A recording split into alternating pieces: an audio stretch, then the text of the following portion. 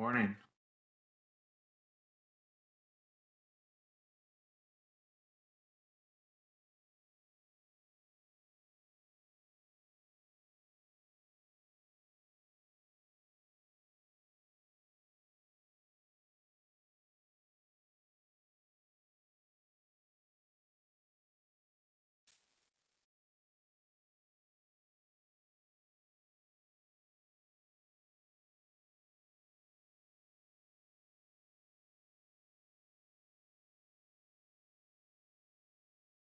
Mr. Gallagher, can you hear me?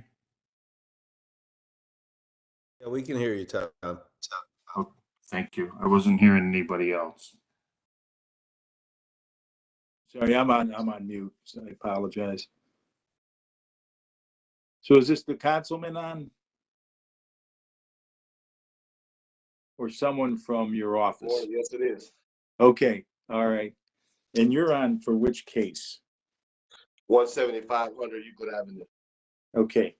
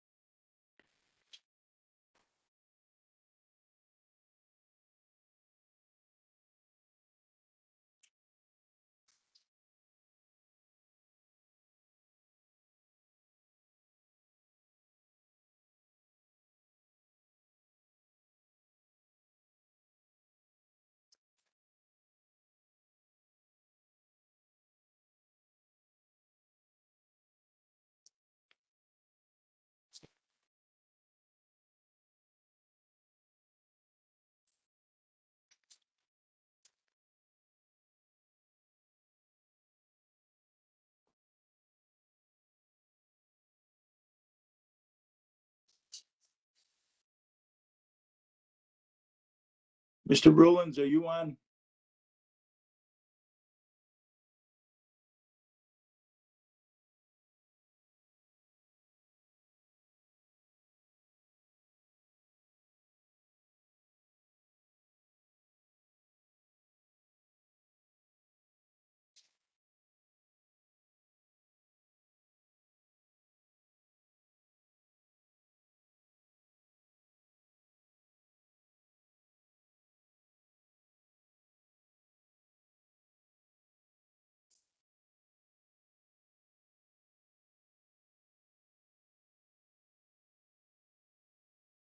That's it. Here.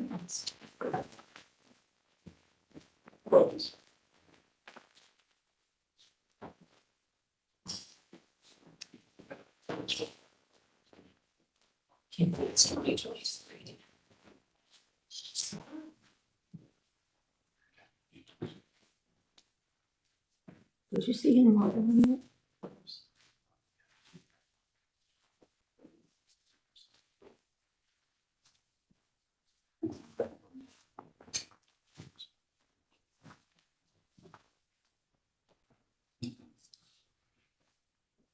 Carmela, do you hear me?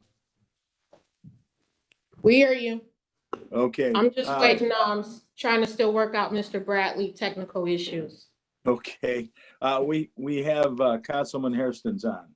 And so we're gonna move him up to number one. He's 17722 Euclid Avenue.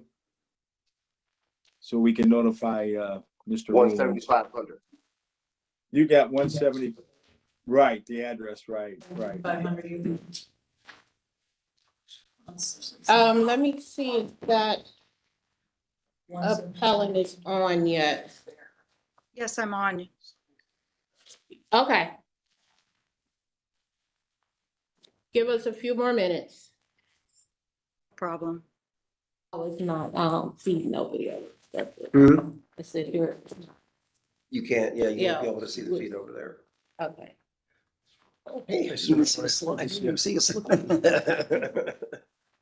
When we present, do we go on that side of the table though? It's gonna project on this side too. but our backs are gonna be to the He camera. doesn't want to be the back to the board. He wants to be able to talk to. But they're gonna be able to see them too, right? Yeah, but the camera, he's saying that the people will see the backs of them because they're facing this way. The camera's there. So yeah, you'll have to turn around. You know, Oh. turn around or I could sit. You know, Or you can sit, I mean, whatever. whatever- I just would rather have not look at the back of my. Totally neck. get you. My hair's more gray than it used The to be. room isn't set up the way we normally expect it to be yet for boards and commissions. We'll Yeah. have like a podium at the end. Yeah, We'll right. get your face that way. I always say, does that make my hair really wet? And everyone's like, yeah. How's the HVAC? That's what I wanna know. Has that been improved at all? No. In this room? Still? No, no. Are you kidding?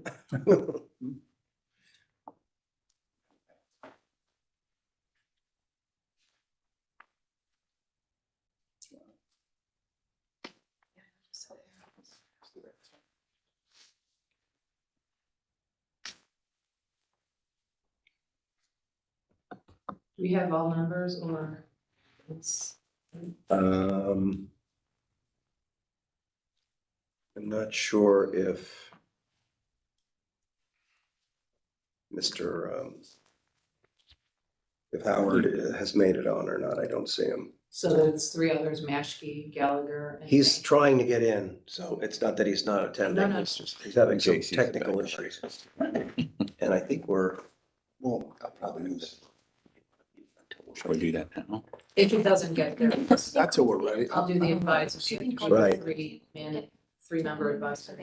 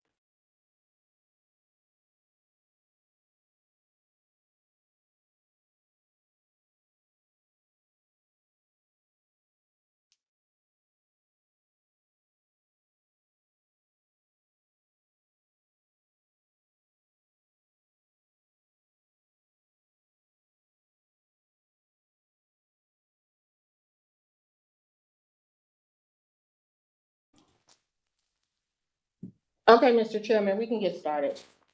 Okay, we'll need the preamble up. oh, sorry.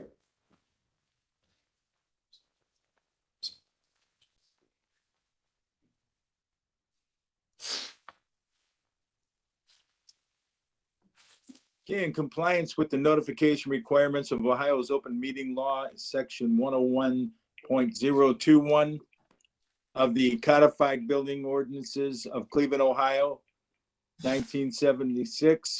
Notice of this meeting has been publicly posted. All boards and commissions are under the purview of the city planning department, conducts its meetings according to Robert's Rules of Order. Actions during the meeting will be taken by voice vote.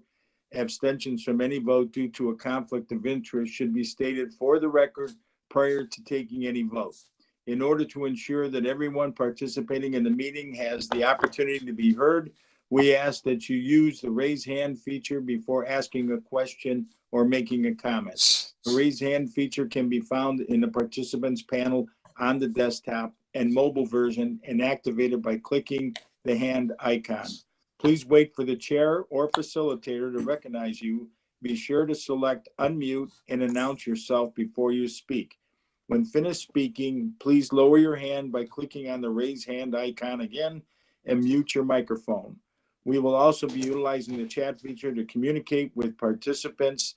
The chat feature can be activated by clicking the chat button located on the bottom of the WebEx screen. I believe we use *6 to Unmute. unmute. Okay. All meeting activity is being recorded by way of the WebEx platform. These proceedings are also being live streamed by way of YouTube. All requests to speak on a particular matter by way of our website and email have been considered. We have also received emails from those who have provided written comment on a particular matter. Ms. Aston. Thank you, Mr. Chairman. If we could verify live stream. We are live streaming. Thank you, Mr. Chairman. As we do each time since the beginning of the pandemic, the city objects to the use of the chat function because side comments would not be allowed if everyone was present here in room 514, and that's based upon rules promulgated by the House Supreme Court website. Thank you. Okay, Carmella, you want to call the roll? Mr. Maschke, Here. Mr. Bradley, Mr. Gallagher, Here.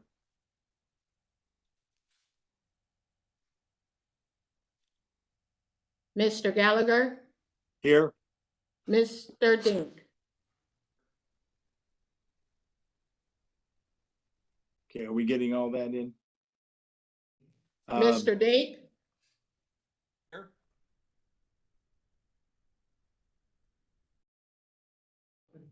Yeah, he's showing up. Well, we can barely hear you, Mr. Dink. Something happened to your volume.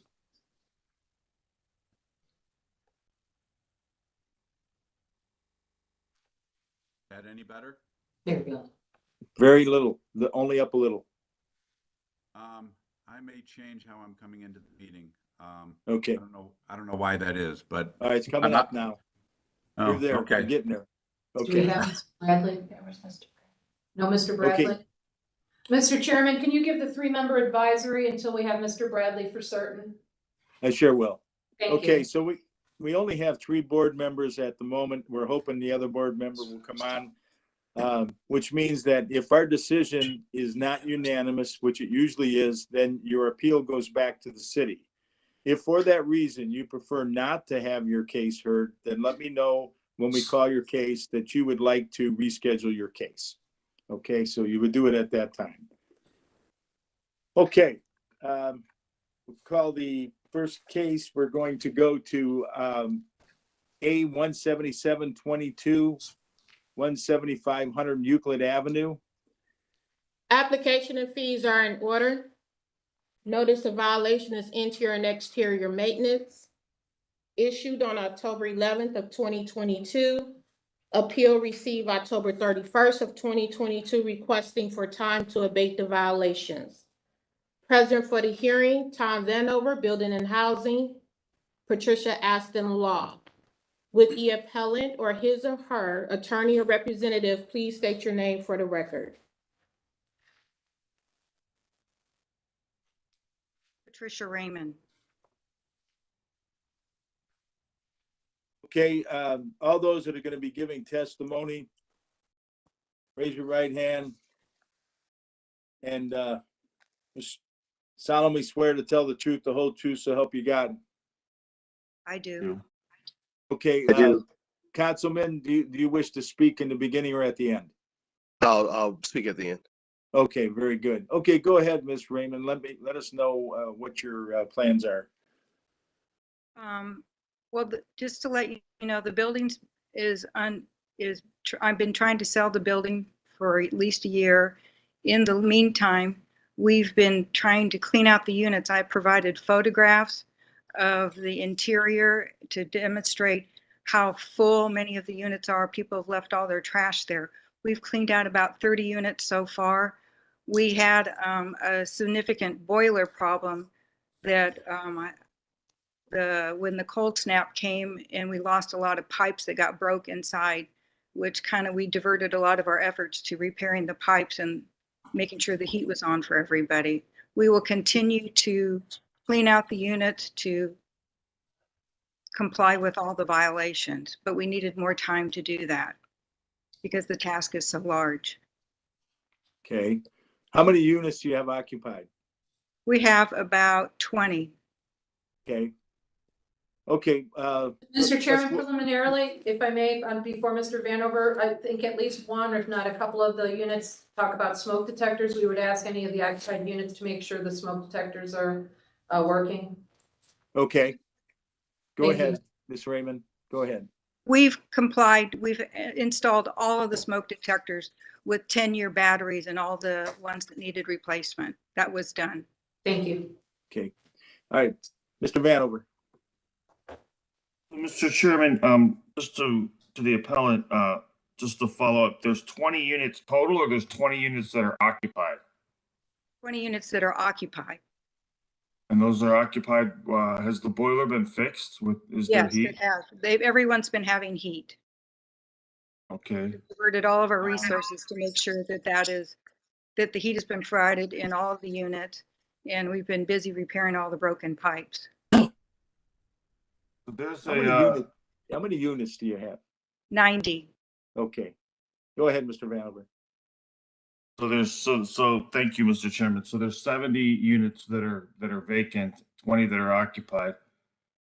There's a certificate of disclosure that was started for an Evan Scott to purchase this property.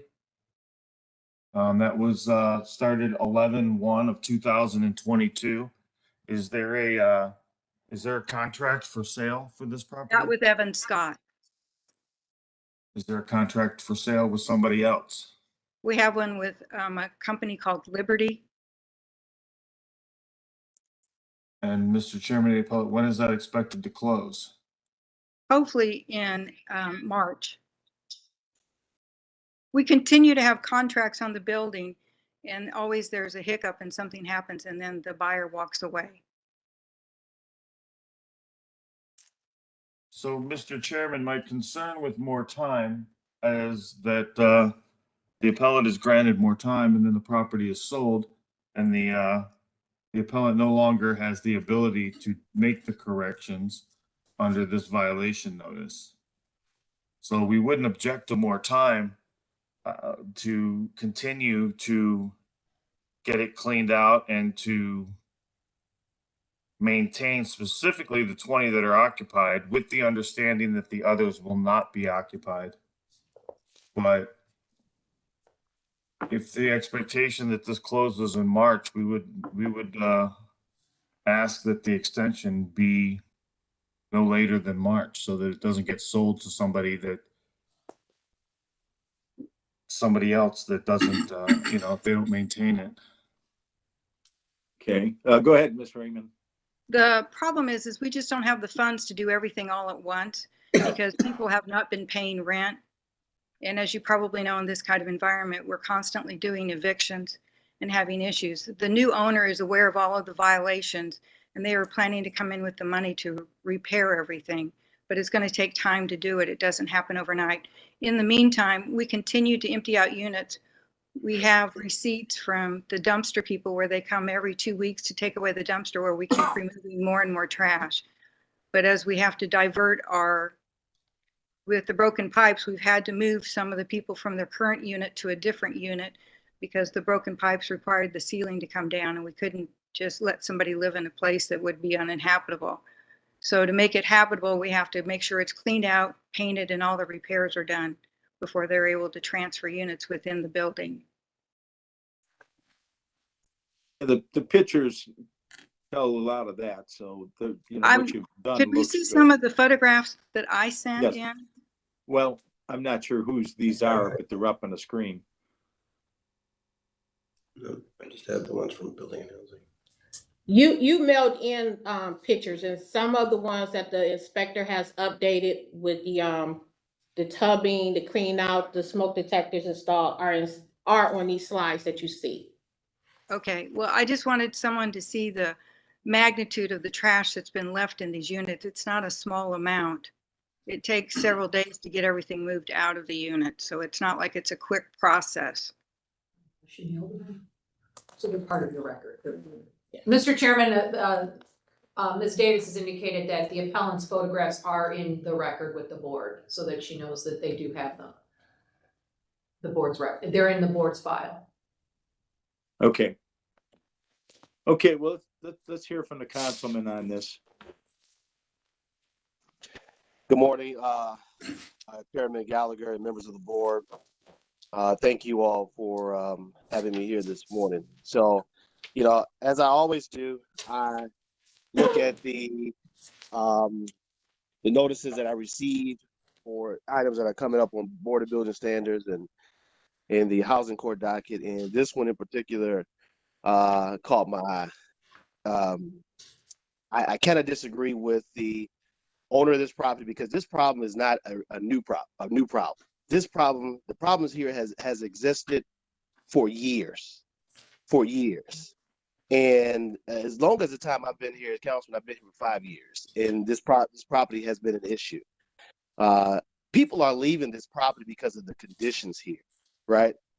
We started getting calls from residents about the leaky ceilings and the mounds of garbage left around the dumpsters outside of this property. And I myself went up to see exactly what was going on up here. We took pictures. We notified the Building and Housing Department, our local District 10 inspector. He went out several times. He's been in the building. He's issued and written citations on this property.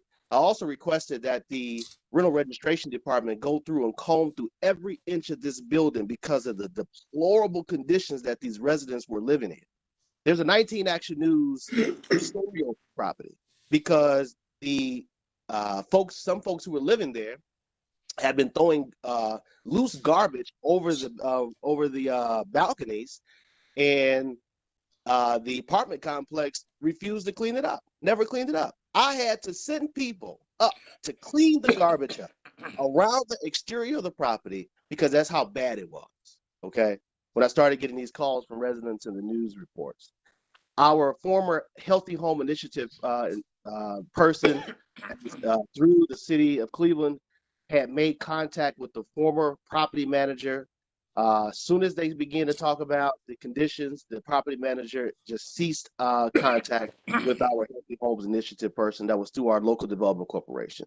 We have tried and tried to get a hold to this Beyond Blue Sea owners who are mysterious. So I'm happy to see a face here this morning because we have never been able to reach anyone. Even the news said they were unsuccessful on many attempts in reaching the Beyond Blue Sea company who's operated this property. They're like ghosts.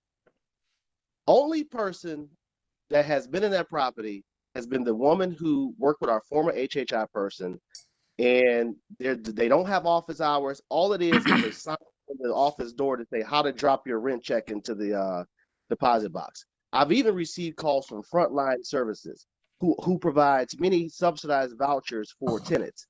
They have shared emails with me, their concerns, and wanting to be involved in whatever actions that we saw fit to deal with the property owners here. Mr. Chairman and members of the board, they should not be allowed any more time.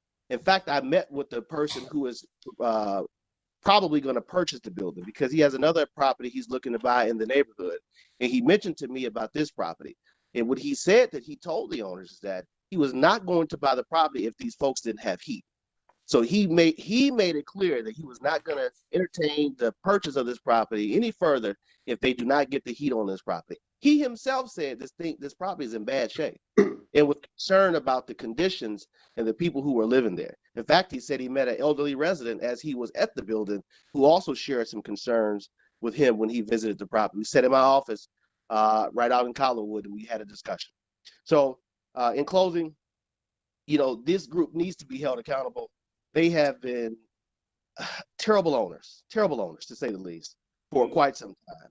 And to say that the reason that they cannot get these issues completed because of the folks are leaving, they're leaving because of the conditions that the owners have failed to deal with for at least the time I've been here, which has been 5 years as councilman here in this community. So I just asked the board, Mr. President and the members of the board, that you all make a decision that can really help the situation here in this community because they have done nothing to show, or at least in my opinion, have provided anything in good faith to show that they will do the things that needs to be done here to bring this property up to habitable conditions. Thank you. Okay, Mr. Chairman, based upon all the evidence and testimony, the city is going to ask that you hold the notice properly issued, denied time, and remand to Building and Housing. Thank you. Okay, Ms. Raymond? Yes. I'd like to make a comment here. First of all, when I became aware of the trash that was being thrown over the balcony, I was the one that hired the people that we hired to remove all the trash, and I paid all the people to remove all the trash. Once we became aware of it, because it was hidden by the snow, I was not been there. The other thing is the pandemic has really caused us a huge impact where people have been staying there and haven't paid any rent for years. Also, we let go of the property manager because the job was not being done to any satisfaction. I submitted receipts for all of our boiler repairs that we've been doing, which amount to almost over $30,000 to try and provide heat for everybody. Those people that didn't have heat, we provided electric heaters until we could get it repaired, which has been repaired and everyone's been having heat because that's how we diverted our personnel from cleaning out the units to making sure we had heat in every one of the units so that we would not have any more broken pipes.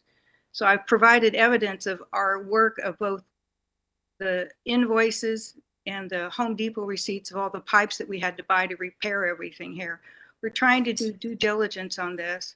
I'm sorry that I have not been able to come back to investigate the property personally, but we've hired all new personnel to try and help us get it within reasonable. We have we have people that come twice a week that are on site to make sure that all the trash is gone.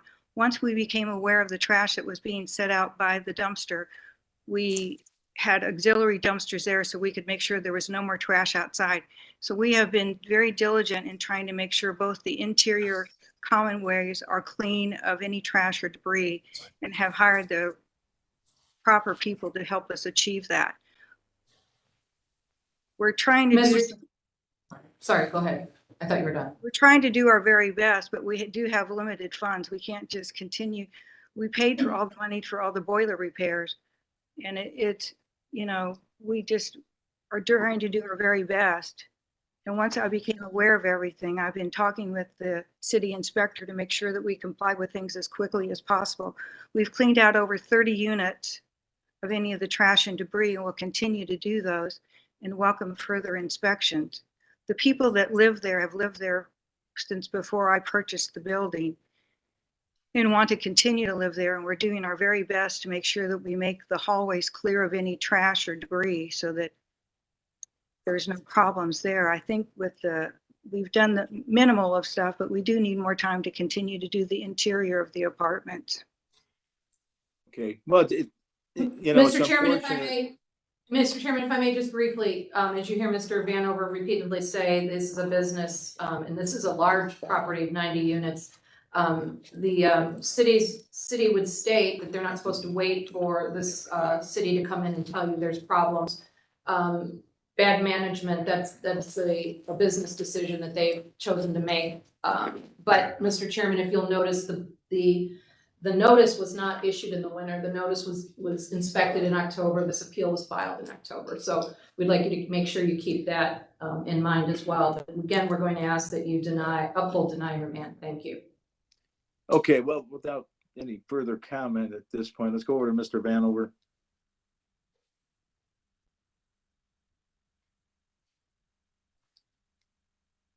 Is he muted? Sorry, I was muted. Mr. Chairman, my position stands. All the work that they're putting into the property should have already been put into the property. The condition of the property at the time of purchase influenced the purchase price, and the condition of the property at the next sale will also influence the sale price. So this is it's not throwing good money after bad. If the new buyer has an expectation before he or she takes possession, then again, that influences the sale price.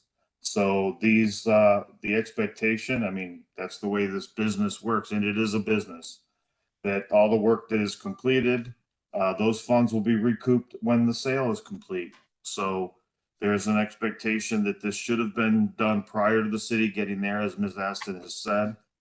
And we would ask that you deny any more time and remand it back to the Department of Building and Housing, because as the appellate said, there's always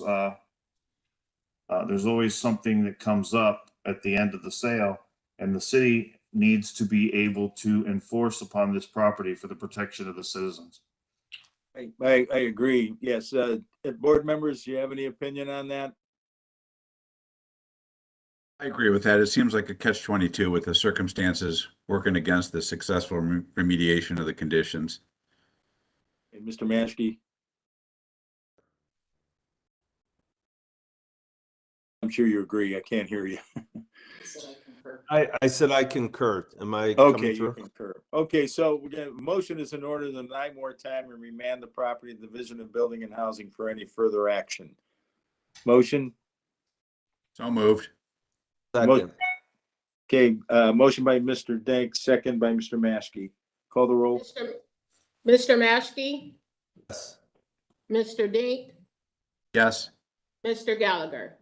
Yes. Okay, you'll be notified within 2 weeks. Thank you very much. Thank you. Thank you all. 15222.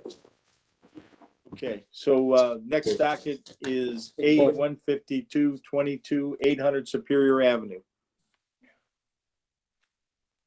Hi, Shauna White here, representing 800 Superior LLC. One Okay, hold on second, just a please. moment.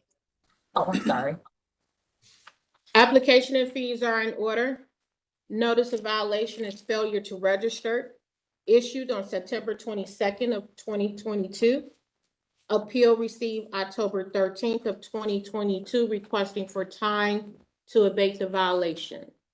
Present for the hearing, Tom Vanover, Building and Housing, Patricia Aston Law. With the appellant or his and her owner or representative, please state your name for the record. Shauna White with CBRE on behalf of 800 Superior LLC. Ms. White, you solemnly swear to tell the truth, the whole truth, so help you God? I do. Okay, go ahead and let us know what your plans are. Okay, so the building has been registered. If you'd like, I can share my screen with a copy of the registration and proof of payment via check in the amount of $230 for the application fee. I can verify that that is accurate. You don't have to share. Okay. I can. Go ahead, I'd Mr. like Vanover. to read the registration number into the record.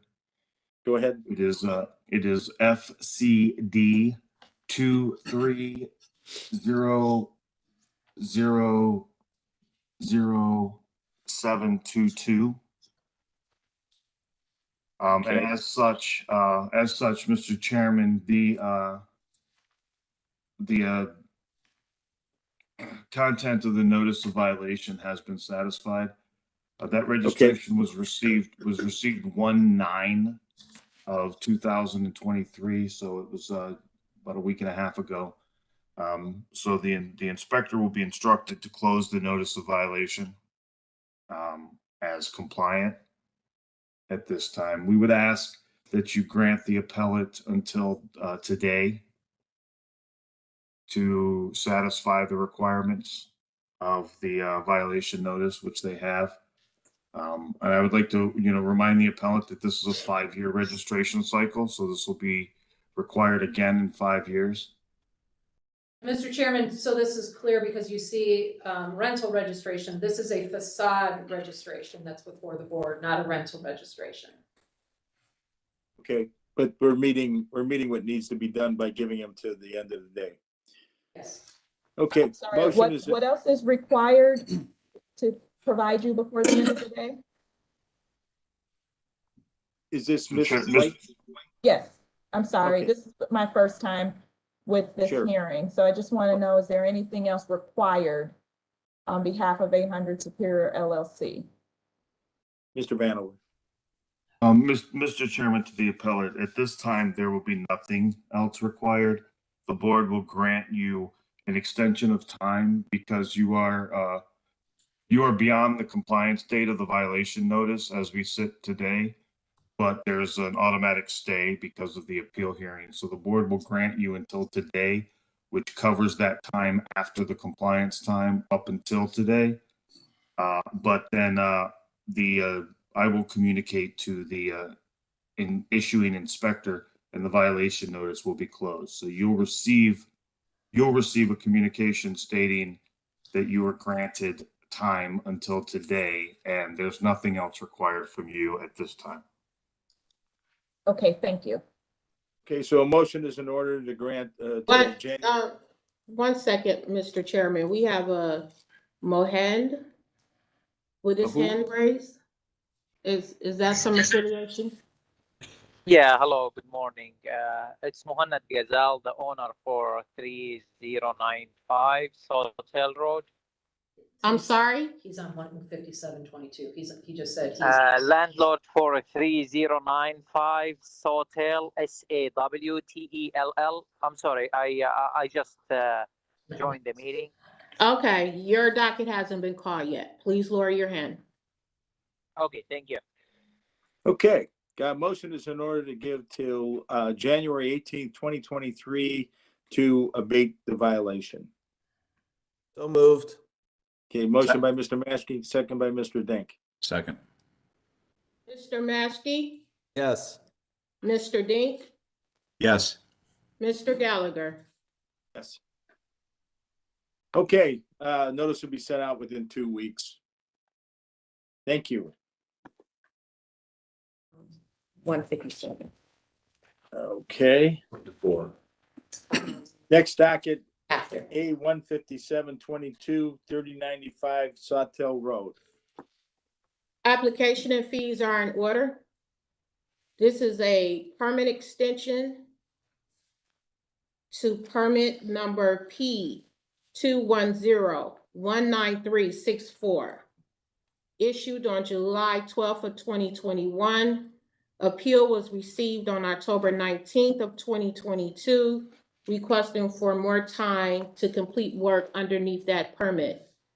Present for the hearing, Tom Vanover, Building and Housing, Patricia Aston Law. Would the appellate or his or her representative please state your name for the record?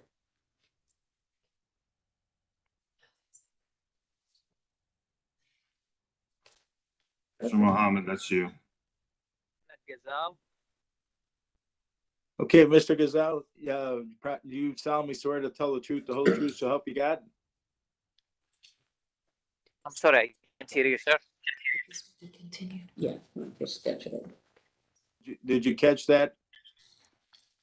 Yes, Okay, so solemnly swear to tell the truth, the whole truth, so help you God. yes. Okay, very good. Go ahead and let us know what the plans are. Yeah, with the COVID, like I had a financial issues, and now I'm start recover with that from that since that time. So if you can just give me a little bit more time, I don't know exactly how long it's gonna be, but I'm trying to get it done because I was working on the other house next door, and I finished it. Now I will start on this one. So I don't know. I don't know what's the plan. Okay, and this is, you're looking for an extension of the permit? Yes. What is your ask? Like if I can like get more time for the house. I know it's expired the permits. But if I can get more time, I'll get it done like as soon as I can. Okay, let's go to Mr. Vanover. Well, Mr. Chairman, I'll ask to the appellate, what is the ask? This property has been condemned for a very long time. This is the second set of permits that have been pulled on this. The last ones were pulled back in 2018. So based on the inspection record, there's been no work completed at the property. Inspectors report that a couple times they've had trouble getting in. They have communicated with Mr. Ghazal, but there's no work happening. This is the second set of permits that have gone through for rehab with no productive work on the property. As early as late last year, there's still there's no progress. So we issued invalid plan approval letters because the work has been abandoned. I don't know what other property, and of course, this has been condemned and been in distress long before the pandemic. It was actually purchased in 2018, and it was condemned when it was purchased. So we would ask that you deny any more time, remand it back to the Department of Building and Housing.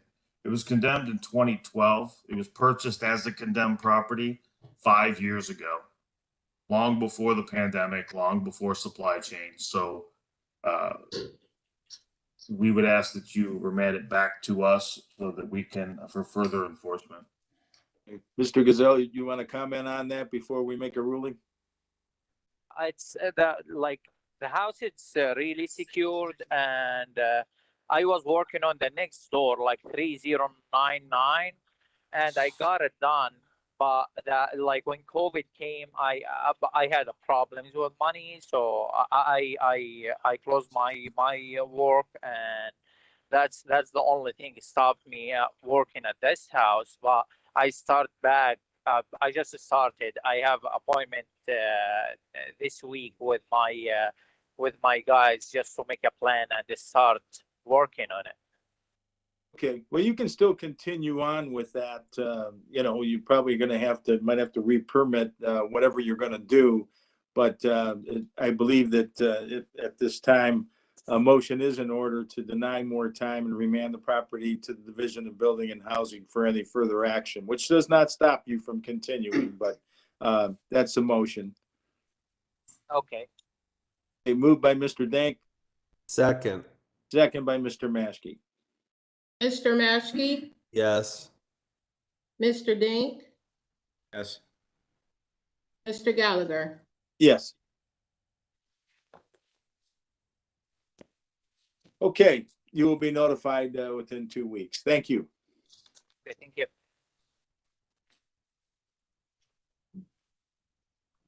Okay, so we're going to move on to adjudication order docket A 19722. That's 2439 Tremont Street. Application and fees are in order. This is an adjudication order issued on November 11th of 2022. Appeal was received December 1st of 2022. We first heard this docket on December 7th of 2022 and was asked to table for the appellant to submit the requirements from the previous architect, Ms. Lipscomb, that was on the board for that session. Present for the hearing, Tom Vanover, Building and Housing, Patricia Aston Law. With the appellant or his or her attorney, state your name for the record. And Bickerstaff, architect with Ubiquitous Design. And Mr. Chairman, we do have fire representatives to be heard too. If you could put their names in the record. So for fire, Mr. Bickerstaff and those giving testimony for fire, solemnly swear to tell the truth, the whole truth, so help you God? Yes. Okay, give me the fire's names. Who's on board here? Captain Telvin. Okay. He's also the fire marshal, Mr. Chairman, and then. Okay. WOIDKE. Okay, White Key. Is that how you Yes. pronounce it? Okay. Okay. And Mr. Chairman, preliminarily, we did forward on behalf of the fire department a photograph. It's in there. To be in the record of the window condition. Thank you. Okay. Okay, Mr. Bickerstaff, go ahead and then let us know what's been done different here. Sure, if I could share my screen, it would be helpful. It was indicated that I could do that. No. Okay. Oh, It was not indicated. It was indicated that if you want to submit any revisions that they had to be in last Friday. well, we forwarded our plans to Commissioner Vanover on the 13th of December in preparation for this meeting. Are we And able to do that? Mr. Chairman, to either the architect or Mr. Vanover, are there revisions that need to be reviewed for the city to look at for compliance, like changes before the board hears this? Tom, that would, I guess you would answer that. Right. Oh, Go ahead. Bear with me a moment while I.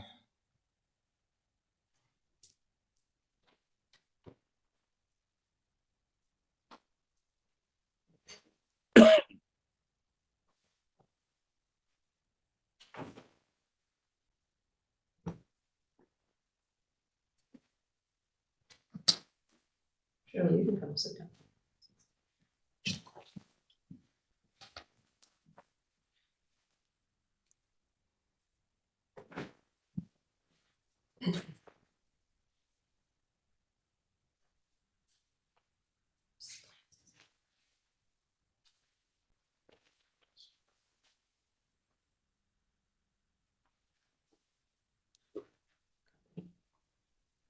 So I apologize. The expectation would be that the plans had been submitted to the board.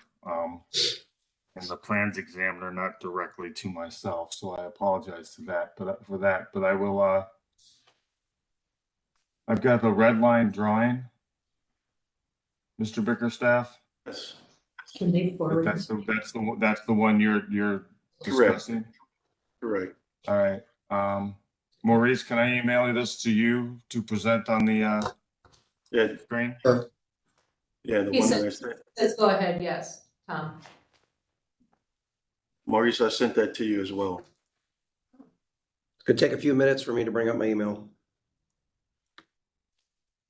I think mine has additional photos for, further illumination of the conditions. So, but it's the same plan that I said, Tom.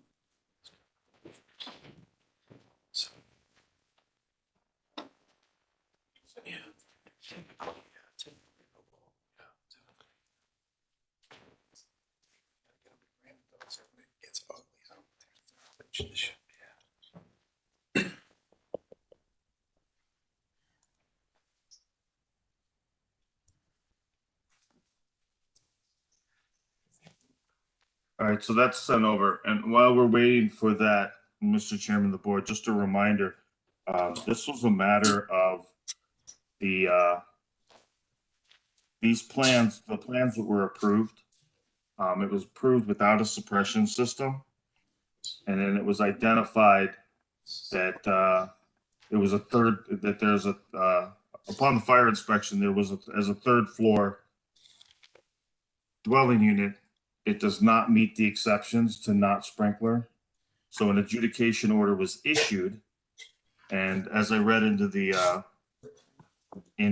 record last time, the requirements under the Ohio Building Code, when work is found to comply with the plans, but includes non-compliant matters as far as the code is concerned, that a determination of hazard has to be made. And that's what's before the board. I see that there's an expectation of alterations in these plans, but the determination that needs to be made is whether or not it's a serious hazard. That's what the building code requires to be decided in matters where the approved plans are non-compliant with the code. And Mr. Chairman, to Mr. Vanover, that's what's in the adjudication order, correct? Correct. Thank you.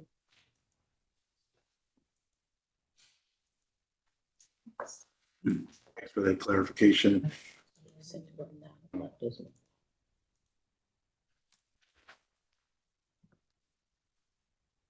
And Mr. Chairman, just for clarification, last time when we were here, I think we discussed how the plans listed first floor, second floor, and erroneously as opposed to first floor, second floor, third floor, if I'm remembering correctly. Is that correct, Mr. Vanover?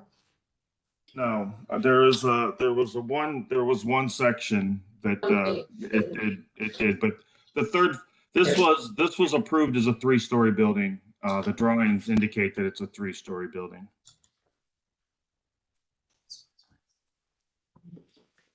There you go. Correct. And I could share, well, I appreciate what Tom shared about the notion of it not being considered a hazard, given the fact that if not for the 4th unit, which is a 2-story unit on the back of the building, completely segregated by a 2-hour masonry wall, we would not have to appear before you if this was a 3-unit structure. However, considering it is a 4-unit structure, the one thing we've opted to do to mitigate the access or egress from the 3rd level down to the 2nd level, if you can enlarge the middle plan, Maurice, the 2nd floor.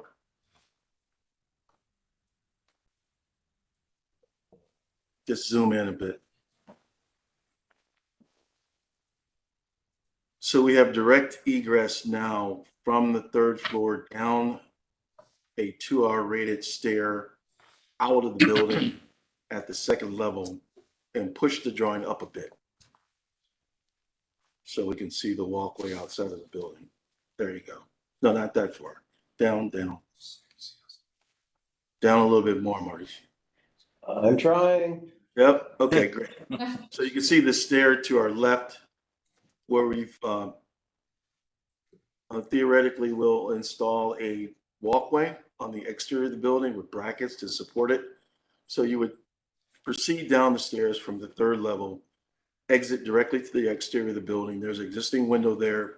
We would remove the window sill and the masonry below the sill to the floor level, egress the building, and walk along the walkway and out and connect to an existing landing that was recently constructed. So, Mr. Chairman, to Mr. Bickerstaff, that's a change in what is currently there, is that correct? Correct. Okay, This is our so approach. just to be clear, Mr. Chairman, the fire department objection through Mr. Vanover's adjudication is that they don't meet exception number 6 under the 903.2.8 group R exceptions, that you have to meet all 7, and number 6, the building is limited to a basement and 2 stories above grade plane. But this, what I believe, and Mr. Vanover, correct me if I'm wrong, what Mr. Bickerstaff is stating is a change that would have to be reviewed and approved administratively first and to see if it meets code. Is that correct? Well, Ms. Aston, Mr. Chairman and Ms. Aston, yeah, I'm actually unclear. I think that it appears that this is an alteration to provide direct exit from the unit number 4, but it's up to the my expectation would be that the board first rules on whether or not this condition is determined to be a serious hazard. Right. And if that is the case, then it would need, then this new design would be a mitigating factor. But as a matter of keeping the record, because of what the chapter 1 of the building code requires, there would need to be a determination. I think that's the original appeal, is that it's not a serious hazard. Although it doesn't meet the letter of the code, it doesn't meet the threshold of a serious hazard. Mr. Chairman, to the appellate, is that accurate? Mr. Bickerstaff? Yes, correct. And also, to mitigate the issue of serious hazard, our 3rd level has brand new dormers with compliant egress windows.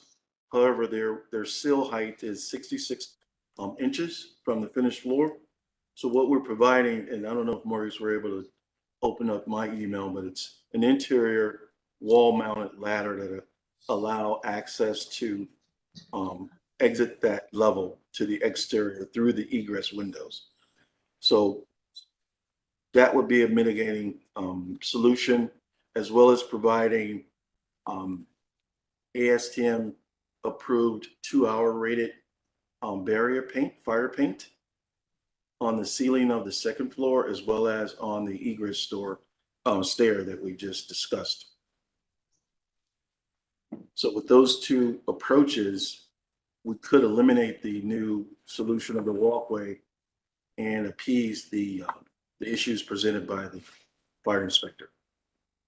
Okay, well, of course, we should hear from fire before we make any determination to see what their opinion is on this. Let's see. Thank you. We'd like you to uphold the serious hazard. Okay, that's from That's Lieutenant Whitey, Cleveland Fire. Lieutenant White. Okay. So in your Despite the remediation approaches, I guess I'm trying to understand why flat Let's out. talk about the original. We'd have to review, this would have to be submitted and reviewed. Yeah, Mr. Bickerstaff, he's talking about the original plans. He has not looked at to review the submittal for the Sure. remediation. Understood. But I don't think,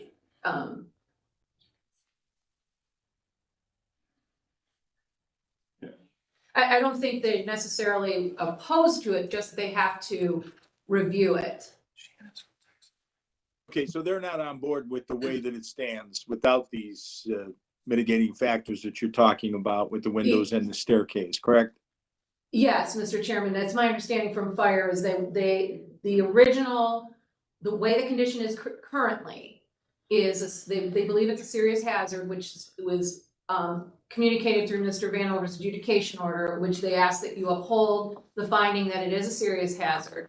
And they would like the chance to review the mitigating changes for possible approval. Mr. Chairman, to Ms. Aston, would you like us to put back the original, so for reference, or?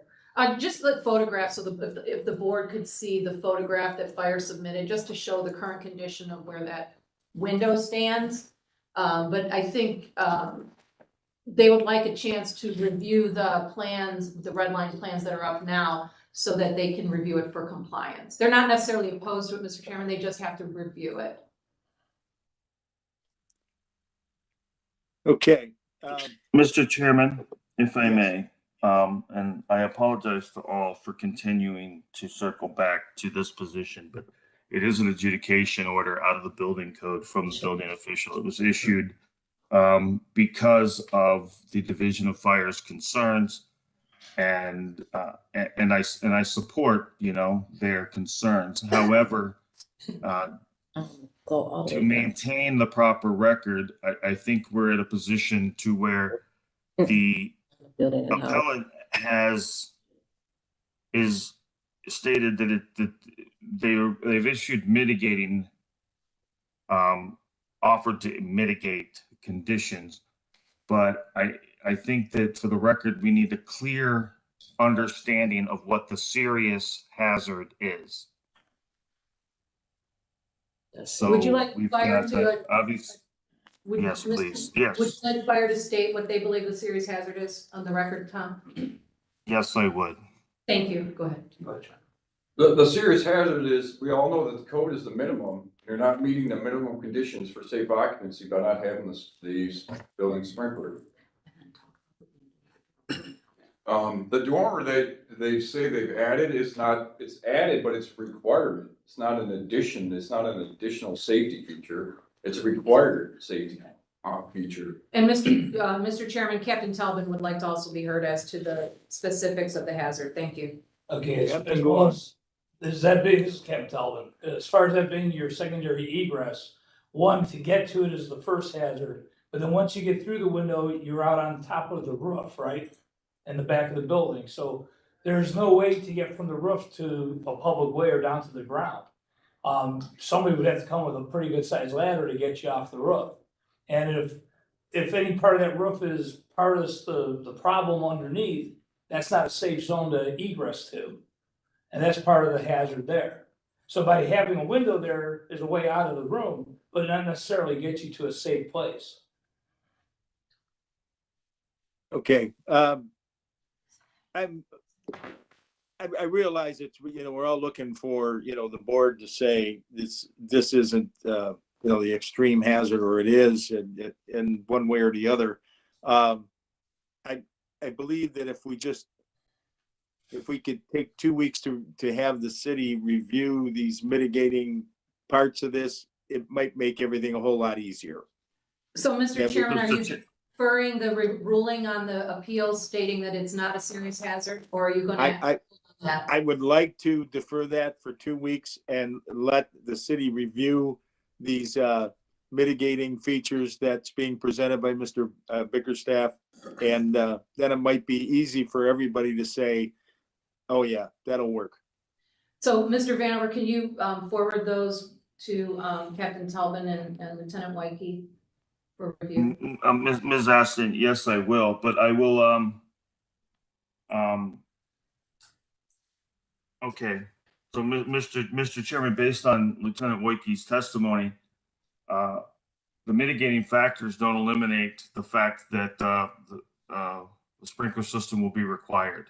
So if the Division of Fire's position is that a 3-story, 4-suite apartment building without a sprinkler system is a serious hazard, the mitigating factors as presented will not satisfy that, because the expectation is to still not sprinkler the building. I want to remind that this is something that can be reviewed and approved, but it was already reviewed and approved. So I just want to make sure that all parties are clear that the determination of serious hazard is what would require mitigating factors. If the only reason it's a serious hazard is because it's not sprinklered, then the position of the Fire Prevention Bureau is that it's always going to be a serious hazard as long as it's not sprinkled. I don't believe that was Fire's testimony in this matter. The board will decide on that, but Mr. Maskey? Yes, Mr. Chairman, I concur with you that since Fire has not seen these revisions, I would like, even though they have a position today, I think we should give them 2 weeks to review this. Not necessarily that their position may or may not change, but let's give them the opportunity to review this. I think the appellant, although they were given approval to proceed, has come back in good faith to try to make this situation better, and we should at least afford them the opportunity to be heard and reviewed, and then we can make a decision. I think speculating right now based on what Fire may or may not say is absolutely irrelevant. Mr. Dank? I agree with what Robert just said in total. And I realize this moves it back a little bit for you, Mr. Bickerstaff, but I think that us as board members, I believe that we're, we would be more comfortable if we had the 2 weeks and had it reviewed. So that's what we'd like to do, is reschedule for 2 weeks and look at this again. And then in the end, we're going to be the ones that are going to have to make that determination. But it would be much better, I think, if we had that reviewed and had it over to Fire to take a look at.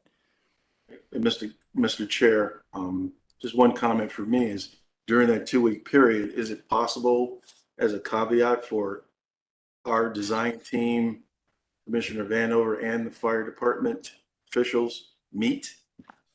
Or, I think so they can really understand our position. I don't have a problem with it. We can ask the city or any of the attorneys if they have a problem with that. But I as the chairman of the board, I certainly don't have a problem. Mr. Maskey? No, if you could meet and resolve this issue, I think that the project's better for it. Okay. Well, you have your hand up. You might have to get it down. There you go. Mr. Chairman, the city's position is usually we're happy to meet with appellants. All right, very good. Okay, well, you go ahead and proceed on that end and do that. So we'll reschedule this for 2 weeks. Can we do that? Let's see, Ms. Davis? So that will be on February 1st. Does that work for everybody? Yes, it works for me. Okay. Yeah, we And- want to get it on as soon as possible. So Tom, can you orchestrate the meeting or should I reach out to? Sure. As we've talked before, Mr. Bickerstaff, if you send a meeting request, we hold out Tuesday and Thursday afternoons for development meetings and have for a decade. So send me a meeting request, include Commissioner Naveed Hussein on it, and we will get that calendared. All right, perfect. Thank you. Okay, so we'll take no action and it will be rescheduled. Thank you, Mr. Chair, board members. Bye. Okay, are we gonna need a break before this next one, Ms. Davis? Yeah, could you give me 2 minutes, please? Sure. Okay, everybody, we'll take a 5-minute break here so she gets everything set up, okay?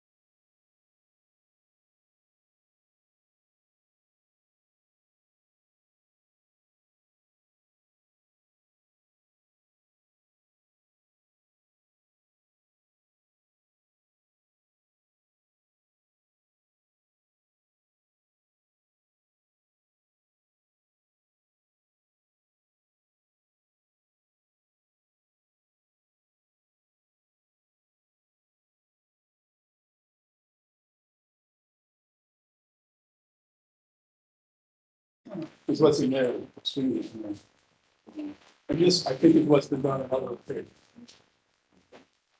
In Cleveland, Well, this is the only facility for, so they said, I don't know what other, next to the river, I don't know what other facilities in Cleveland has to do about building.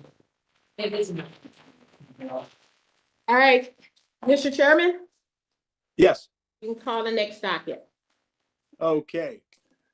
Next docket is A 19822 250 Mahoning Avenue. Application and fees are in order. This is an adjudication order to several of the City of Cleveland codified ordinances. Ordinance 381.02A, 381.05G, 383.26H, and 383.332D. Issued on November 18th of 2022. Appeal received December 2nd of 2022. Requesting for a variance hearing, Tom Vanover, Building and Housing, Patricia Aston Law. We have members of the Division of Fire here to testify as well. Could you, and Captain Talbot, Fire Marshal. Captain Murata, MAROTTA. The other two are just observing. we have representative from Zenith Energy here as well. Please state your name for the record. Can I introduce the team? Would that be easier if possible? My name is Anthony Coyne, and with Diane Calta. We're Land Use Council for Zenith. Present remotely is Jay Reynolds. He's in the Illinois office. He's the Chief Commercial Officer. We also have present Shannon Caldwell, the Vice President of Regulatory from Houston, Texas. Jake Chapman, who's the Project Manager. He's from Joliet, Illinois. And Zenith Energy's Vice President of Operations and Engineering, Carlos Mangaya, who is also from Illinois. We also have, and we expect them to be able to answer certain questions regarding the operation in general. Pat Haggerty is here too to provide testimony. He's a senior architect at Jedson. It's a prominent engineering firm. And his area of specialty really is in industrial facilities. So that's why we had him consult with us. We've submitted his report. And preliminarily, I did want to state, just so we don't go off record, the applicant is a little concerned to ask for action with only 3 members of the board present. At the same time, we've looked at this as a matter in which we're looking for some direction from the Board of Building Standards. We believe that this is a really, really important project for Northern Ohio. And so we'd like to present, but with the understanding, we may want to table depending on how we discuss matters, both with fire and the board. And I can only say that Chief Talbot and Captain Murata have been very professional over this. It's an unusual circumstance. So to the chair, I would just note that for the record and see how you'd wish to proceed. So, Mr. Chairman, to Mr. Clinton, are you asking to proceed but want to continue? We like Or to you- proceed, but possibly, yes. It Because depends if on. you may not like their ruling, you want to continue if you want the 4th board member, is that what you're asking? No, not at all. Okay, I just want to be clear. Not at all. No, I'm asking that this is such an important project. It might be helpful to discuss it from an information perspective and also seek the explanation from fire and law so that we can see how to proceed, because this has to be resolved. This is a huge issue, and we're looking for direction. This is a 70-year-old facility that provides a tremendous amount of energy product for 10 counties in Northern Ohio. But And this we is really have them important. swear then before we. No, I'm just saying, well, that's what I'm We asking. agree it's But I'll very stop. important. I'll stop at this point. If you swear in, then I'll do my preliminary, just so that we don't get off. Thank you.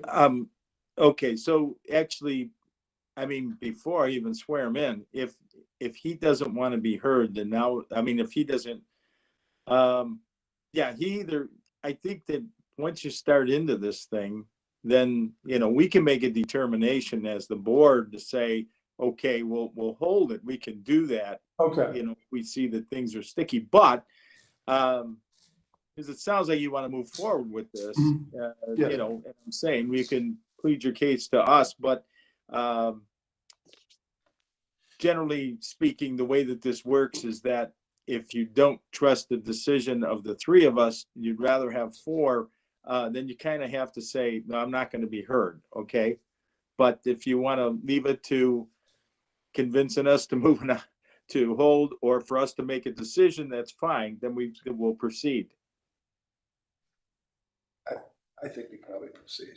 Okay. Because we have, you know, Mr. Reynolds is remote, but we have 4 folks in from 3 different cities. And I think from a practical standpoint, and we trust everybody, it's a matter of looking at these codes, application of the codes, determining what would be the best way to proceed. Because in observing how you run meetings, Mr. Chair, it's obvious you try to resolve things, give people opportunities, and, you know, it may be that we have to come back, but we want to, we want to be as transparent as possible. So I suggest we can proceed.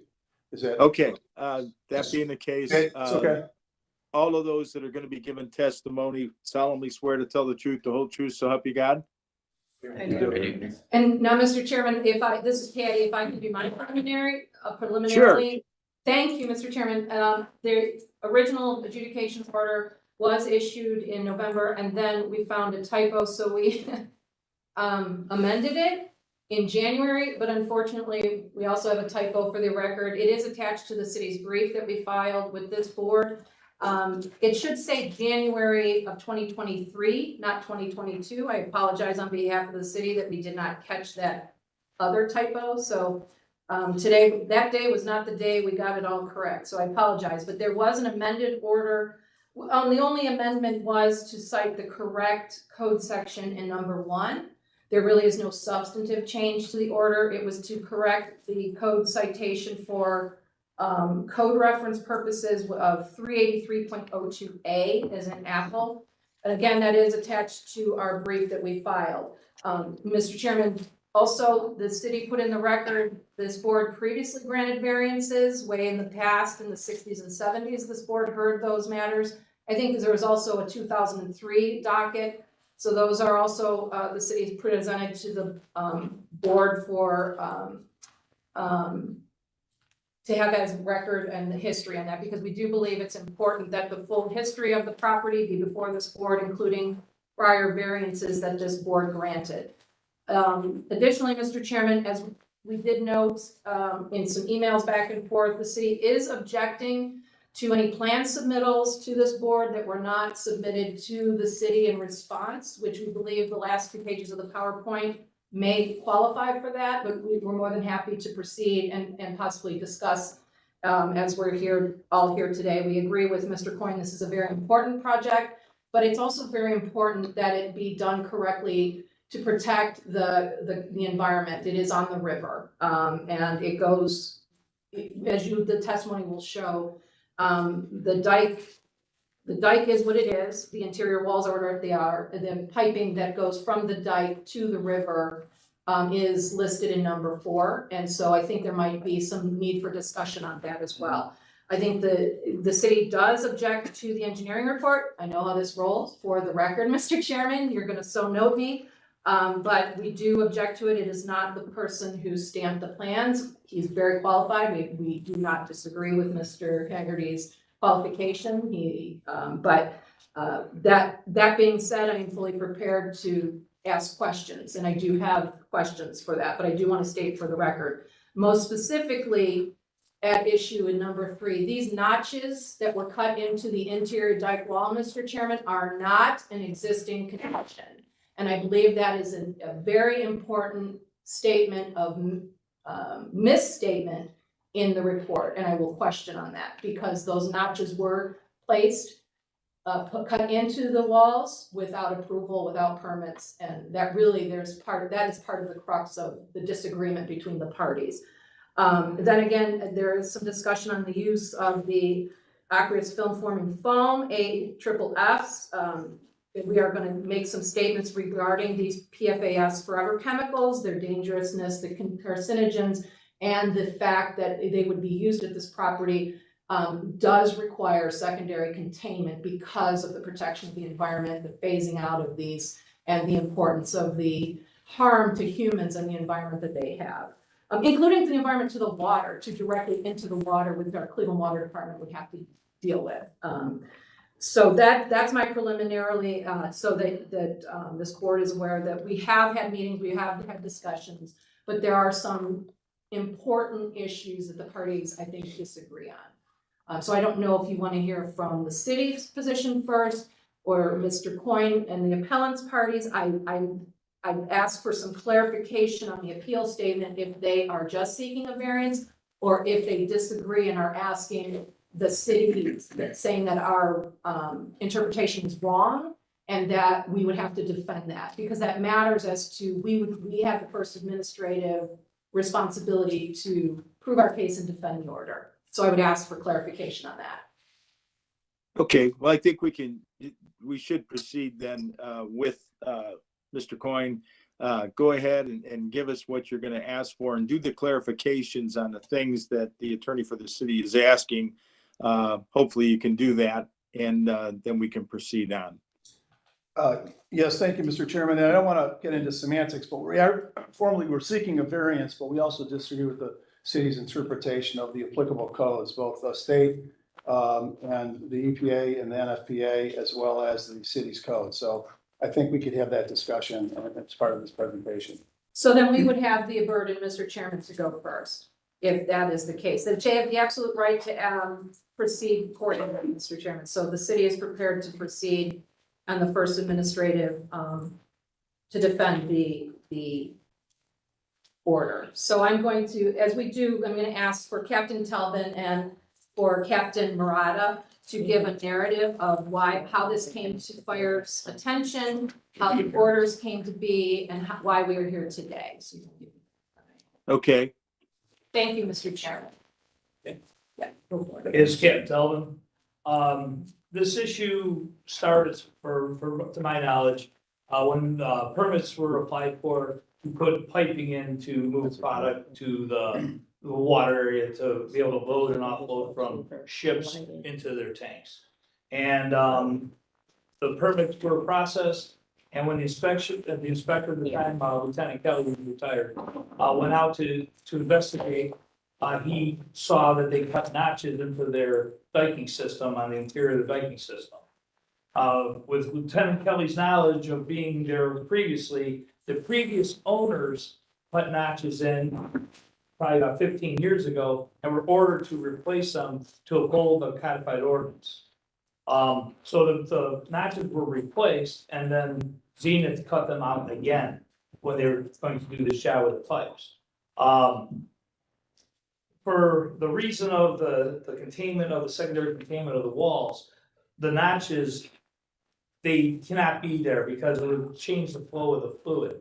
The interior, if you look at the codified ordinance, which is 383.26H, states that the interior walls can be 6 inches less than the exterior walls. In case that section filled up, it would have some spillover at a slow rate. By cutting in deeper notches, it speeds that I guess the flow rate up, which then spreads the product farther and farther down throughout the whole system, which if there were to be a fire, that would, instead of having a fire in one area, you'd have it all the way down across the board then. So that was the reason that the permits were held, because the notches were placed back in. And I guess, I believe it went through this board and had them replace them originally with the previous owner. Then as we were looking through the plans, we noticed that the piping comes out of the diking system near the water. And there is nothing that shows for protection, which is required. So vehicles can't hit the pipes or break the pipes, as well as containment between the secondary wall containment and the waterway. And that's something that we're objecting to, because we have to have containment in case there is any type of, I guess, a spill, break in the pipe, or whatever it may be. As far as what's in the PowerPoint, we had not seen plans on that until today. Captain Rada, do you want to pick up from?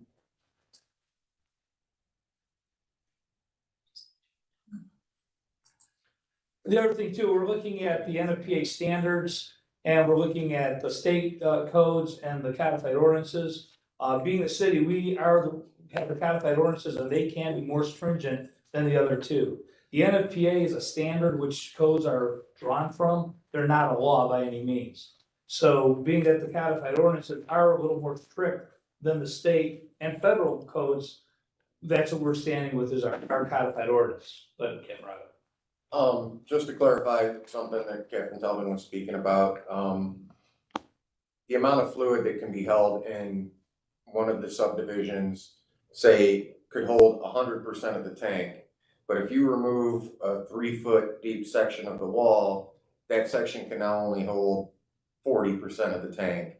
And now 60% of that's gonna flow into the next subdivision, and then 20% of that is gonna flow into the next subdivision.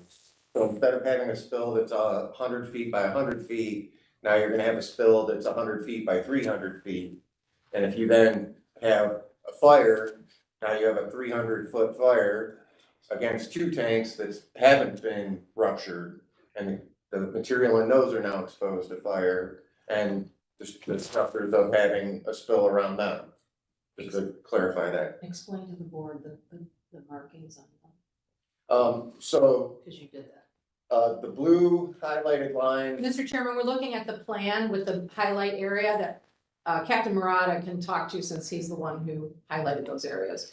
So the blue is the exterior wall, the pink are the interior subdivision diking walls that, per our ordinances, should be no less than 6 inches. Let me read that piece in.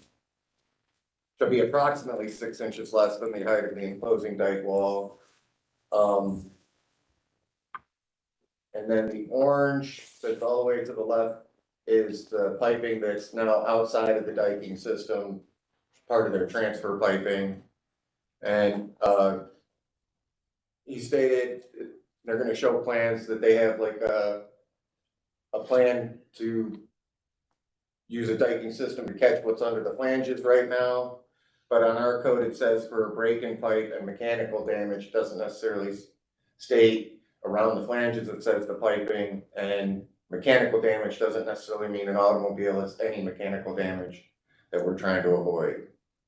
So, Mr. Chairman, based upon, and we're happy to answer other matters, based upon our filings and the testimony given here today, we believe we've met the minimum burden that the city is required to show that the adjudication order was issued correctly. The first number 1 on the amended, again, I apologize, but the number 1 on the amended order from January 5th, 2023, misdated. We would ask that you find that it was a Scrivener's error, should be dated 2023.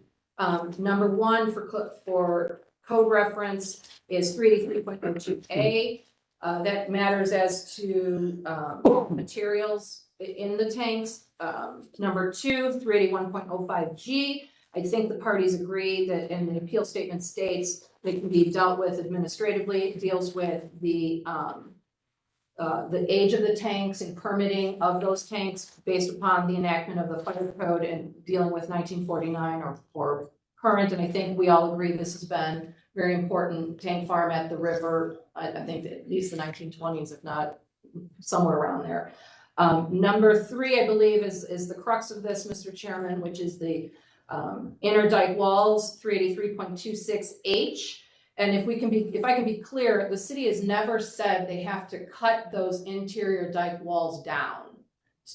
The city has said they have to be there without the notches. That was the condition existing when this board previously heard this property and granted those. Is that correct, Captain Tubman? Yes. So we're not saying cut those inner dike walls down.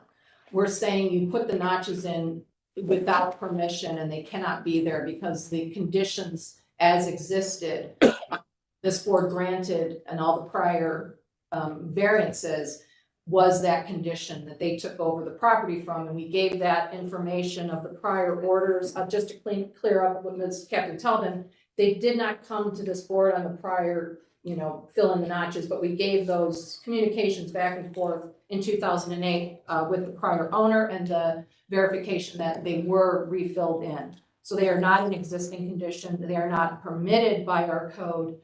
We believe we've shown that, and that we would object to a variance, and we're happy to discuss that in this hearing because I believe they're asking to have that variance and allow those notches. Again, fire would talk to why they disagree with any variance request and object to that. And then finally, number 4, we believe we've shown 383.32D requires the outside of the dike, the exposed piping has to be protected from mechanical injury as well as secondary containment. The thrust of that, as you see on the schematic that is up there, everything outside of the dike wall, that is to the river. So you can see the circle. I think that's where the final docking is. Well, they can talk about it and discuss it, but it is required to have protection, both from mechanical injury as well as containment. So we would ask that you find that the adjudication order was issued correctly, and then we could proceed on any variance. Because if you find it was issued incorrectly, I'm not sure we have to go any further. Okay, I think, let's see, the first statement, of course, by fire was that the code is more stringent with the city. Is that correct? Yes, Mr. Chairman, the Ohio Fire Code, and we gave that in our brief, the Ohio Fire Code's unlike the Ohio Building Code.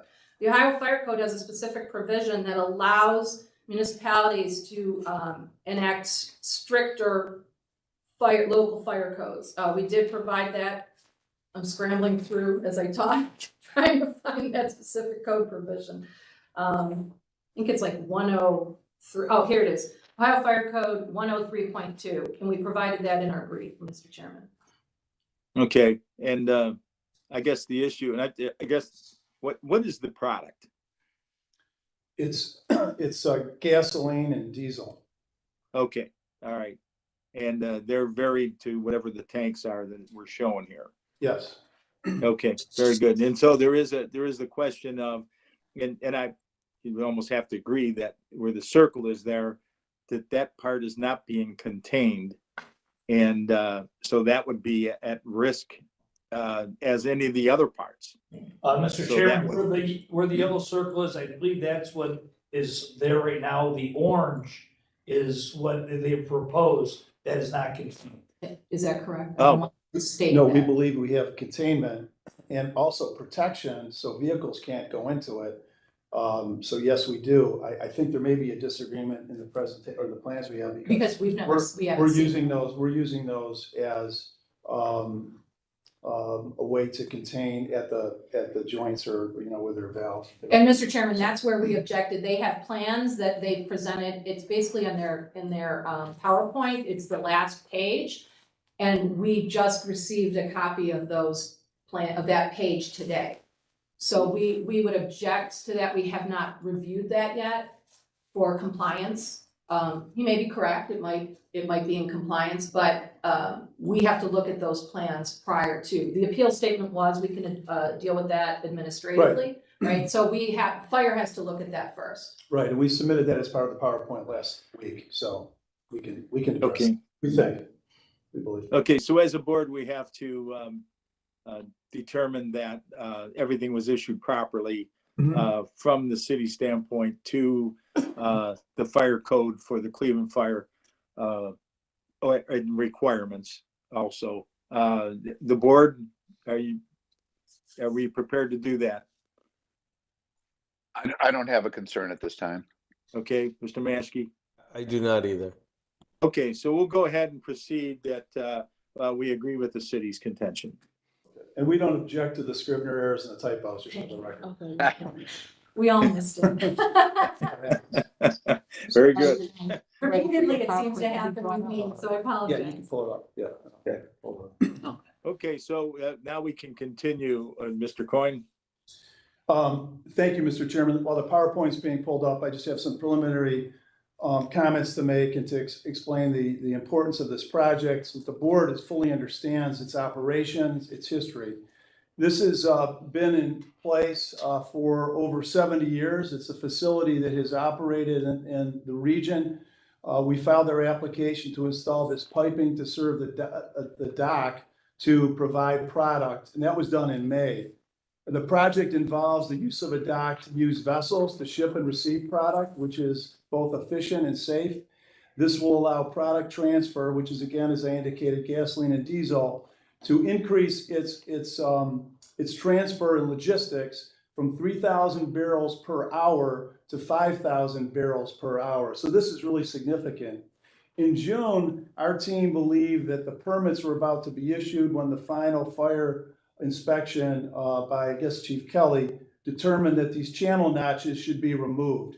And just as an explanation, these are interior cuts, and Mr. Haggerty will explain them to you. This is a locational aerial photograph from 49 when they were just completed to 22, which is just last year. So in June, we thought that we could proceed, but these channel notches became an issue. And again, there's a huge dike wall that goes around all of the tanks, but there are interior dike walls that are within that dike and between the tanks themselves. These subdivision walls, I'll call them because I think it's easier to understand, provide the ability for product to pass between cells so that if there is a spill, the total dike itself can handle the entire product in the largest terminal tank down at the facility. Now, these channel notches were installed about 2 years ago. They were actually installed several years ago by a prior operator owner. And again, they were asked to be removed at one point in time as well. So, and we're not sure about permitting. We come both being transparent. We did not get permits to put in the channel notches. Our team was not certain that they had to do that. The same thing happened 15 years ago to our knowledge. And even when they filled in those notches, I'm not sure that permits were in fact received. So what we've done is we presented our plans and we've met with fire on a few occasions. And again, to understand some of the disagreements we've had with the application of these different regulations. We reached out to a consultant, Mr. Haggerty, who's a licensed architect with Jedson Engineering, to provide some context, and he'll explain what we've done and why we're doing what we think is a safe and maybe safer installation and handling of these interior dike walls should there be an issue. The reason for the variance is that we believe the strict application of the code we think is not even practical in any way for us to maintain this facility to provide the product. And again, it's a pre-existing use and facility. This has been there for, in some form for well over 7 years before 1949. And Mr. Haggerty will testify from his report at the appropriate time. And I did want to just address some of the issues raised in Ms. Aston's brief. So if you look at 383.26H, it does state that the division walls, so those division walls, the subdivision walls within the overall dike should be approximately 6 inches below the exterior walls, okay? And part of that was it's lower so it can handle flow. If there's a major spill or catastrophic spill from the largest tank, it would flow into each cell so that you could accommodate and not have any of the product escape, okay? And this was installed again before 49. In addition, the NFPA provides that, installing in those subdivided tank walls, proper drainage channels can also accommodate that as well.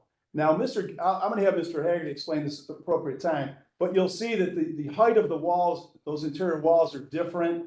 There are some places 1.5 inches of clearance, some places 4 inches. So it technically is something that should be addressed to provide a safe system. And we think that's very important that be given consideration. Because we do also think that some of the code sections are in conflict with each other. How you measure the height, the city says 6 inches down from the top, the other regulations measure from the bottom. So it becomes in some respects confusing. We agree that under Ohio law, the local fire code can be stricter than the state code or the NFPA, but here it's different. It's not, in our view, it's not stricter. It's simply being looked at differently. And this type of product and system that's in place, there's no history really of a catastrophic spill being at risk. But at the same time, we have the dike in total able to handle a spill from a major tank. So we think that's important that the board know what we're doing may be different, but we think it's safe.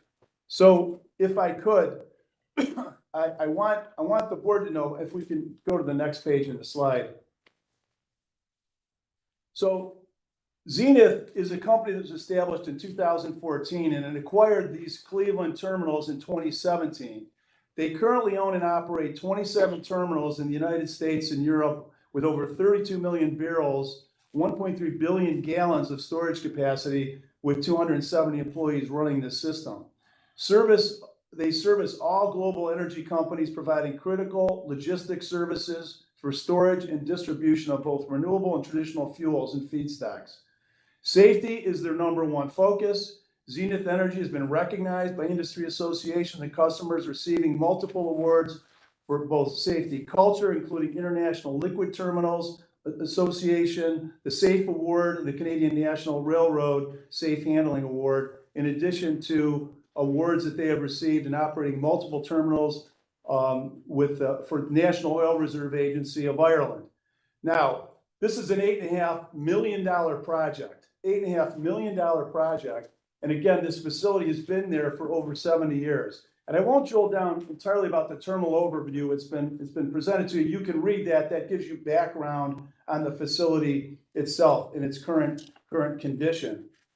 Now, for the project, if you go to the next slide, please, Camilla. The project overview, again, we're installing these pipes, and this is a good depiction because we've done some work, so that we can accommodate transferring product through vessels and barges. We will increase our product ability to transfer from 3,000 barrels to 5,000 barrels per hour. And you can see the length and size of the piping that's been put in and installed. And again, these are at least 1/4 inch thick steel pipes to accommodate moving product. Now, one of the urgencies, if we can go to the next slide, please, is the economic impact of this project. It should be presented to the board to show the importance of what we're trying to accommodate and do here. Zenith Terminal is one of only 2 independent terminal operators in Cleveland. So when I've had, a fire and others ask, well, what do the other ones do? I don't know what they all do, if they're maintained as well as Zenith, I'm not sure. But again, there aren't a lot of these facilities in Northeast Ohio. It's the only terminal in Cleveland with commissioned docks so that they could use vessels, which is very important because of what we're doing with our port, our system of trying to use the Great Lakes to move product, and our shipping system. It's a very, very important part of the business operation, and they've worked closely with the port on doing that. They have 11 customers, including 2 Northeast Ohio refineries and what they consider a super major that supply up to 15%, 8,000 barrels a day of the daily demand for diesel, gasoline, and biofuels in the 10 counties surrounding Cleveland. Again, 15% of all the energy is produced for gasoline and diesel in the surrounding 10 counties, including Cleveland and Cuyahoga County. Our refiner customers supply hundreds of retail service stations and convenience stores in the market. The super major customer alone supplies all of the product for 111 gas stations. This project will allow an increase in volume into the market. This could affect price, and obviously having problems doing it could affect it in an adverse way. So we think it's critical that the transportation of fuels and heating oil be done efficiently and safely. Now, if we could go to the next slide before turn it over to Mr. Haggerty. So the relief we're requesting is the strict application of an ordinance drafted in 1949.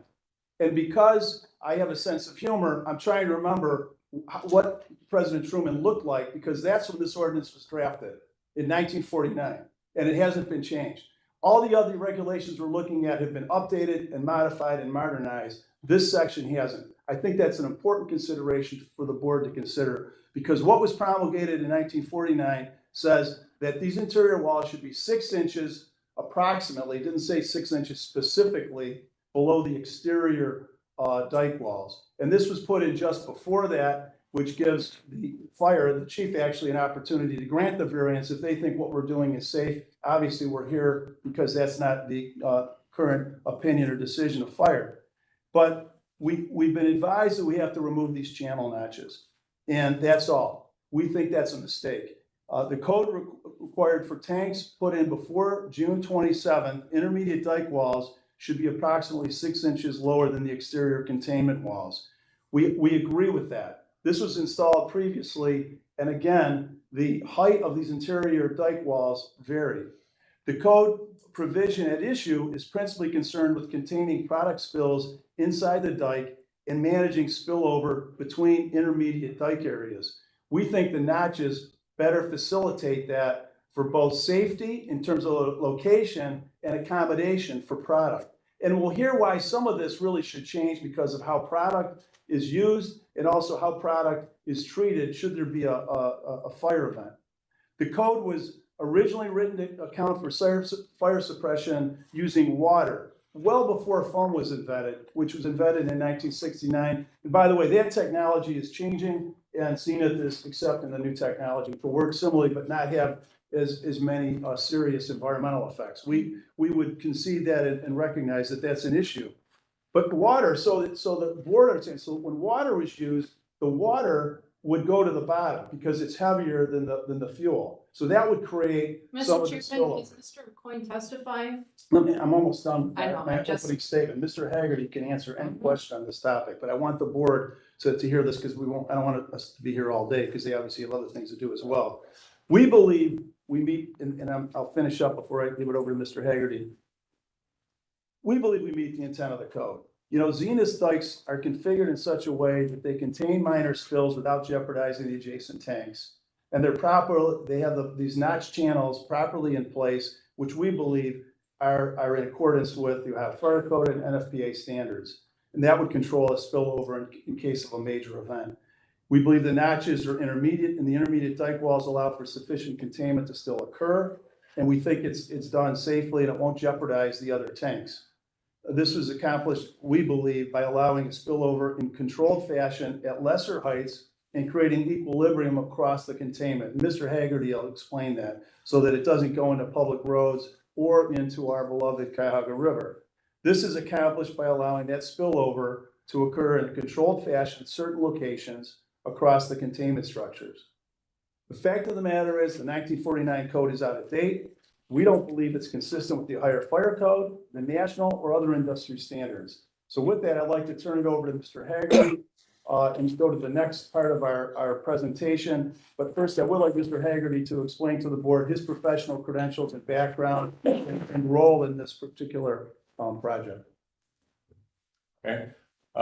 My name is Patrick Haggerty. I'm a registered architect in Ohio. I also hold registrations in about 23 other states. That is because in the last 30 years, I have exclusively worked with industrial clients, advising them on how to create their facilities and how to control, in particular, their flammables and combustibles, which are a major concern in a lot of manufacturing and in storage facilities like the terminal. So how I got involved with Zenith, got in touch with Jedson Engineering, which is the party I work for. We have done engineering projects for them. And once they found out that Zenith was running into some potential code issues with their flammables here in Cleveland, Jedson asked me to get involved. So what I did is I came up, took a look at the terminal, went through all of their documentations and stuff, and basically find that they are in compliance, and I don't think anybody will say they're not or object to that statement, that they are in compliance with all of the state and national codes. The thing that they are not in compliant with is the city ordinance. So we can go to the next slide, maybe too, please. Oh, yeah, go ahead and go to the next slide. So you can explain what it's. Yeah, the next slide will show you get to that, okay. These are the dikes. They have the enclosing dike walls, which are the outer ones, which takes in all 5 of their tanks. And then they have the inner dike walls. And those are there, which both the Cleveland Code and all the other fire codes require an inner dike wall to contain a small spill. Okay, if you can, you want it to be into an area where you can just fight it, especially a small spill, okay? To me, the difference between the approach that Cleveland Code, which was put together in 49, versus today's approach to this small spill is basically what a small spill is. You know, if you look at in 49, a small spill was two components. One was the material itself. And the other component was the firefighting water, fire suppression water. Well, in 49, it took quite a bit of water to put out a fire because you were trying to cool the fire. So at that point in time, the bigger the containment, the better. And that's why they were going for a higher containment volume. But since then, as we had mentioned earlier, and I think it was 1966, the Navy developed aqueous film forming foam. Okay. And that ended up being a really good firefighting material because unlike water, which when you put it on a petroleum fire sinks to the bottom, the foam lays on the top. So what it does is it doesn't try to cool the fire, it starves the fire of oxygen. Okay, and that foam top that you put on that fire requires a lot less water than the old system. So because of that, all of the more modern codes take that into consideration and saying, okay, if we want to contain this undefined, actually small spill and the firefighting water, then we can have a much smaller containment. So that's why they say, you know, you have to have it up 18 inches above the grade, okay? And the Cleveland Code would have it, in our case, being much higher, about 3 feet above the grade. Can we go to the next slide, please? So 43 inches. So the real question is, what would you rather have? To me, what would you rather have? And as a firefighter, if I was looking at it and I was saying, okay, I'm going to fight a fire and there's going to be spillover. To me, I would rather fight a fire with a spillover through a notch that channelizes that spillover, that creates it into one location so that I can begin to fight that at that location. Because if we put in fill in the notches, what you're going to fight is basically a spillover that's a waterfall on fire that's 200 feet wide. So, you know, that's sort of my take on it. I understand what the old code was trying to get at. I think it still is, it's sort of out of date. It could still be applied, but it's out of date. And I think our provisions with the notches will be a safer situation than allowing this waterfall of fire to be created. If we could look and just summarize part of this too, but the next two slides show the different regulations that are imposed on this operation that Zenith is in compliance with. And I don't know if you want to comment on any. Next two pages. Yeah, they have all the things in place from a state and national code requirements. All of their things are in place. You know, there are SPCCs. They also, just as a note to the board, they go through their process when they're check their tanks, checking on thickness of steel and stuff on their tanks that are in service every 5 years. Tanks that are out of service get checked every 10 years, but the in-service tank, the shell thickness is checked on a 5-year basis. So. And could you, Mr. Haggerty, could you also explain to the board, what does SPCC mean and what is it for?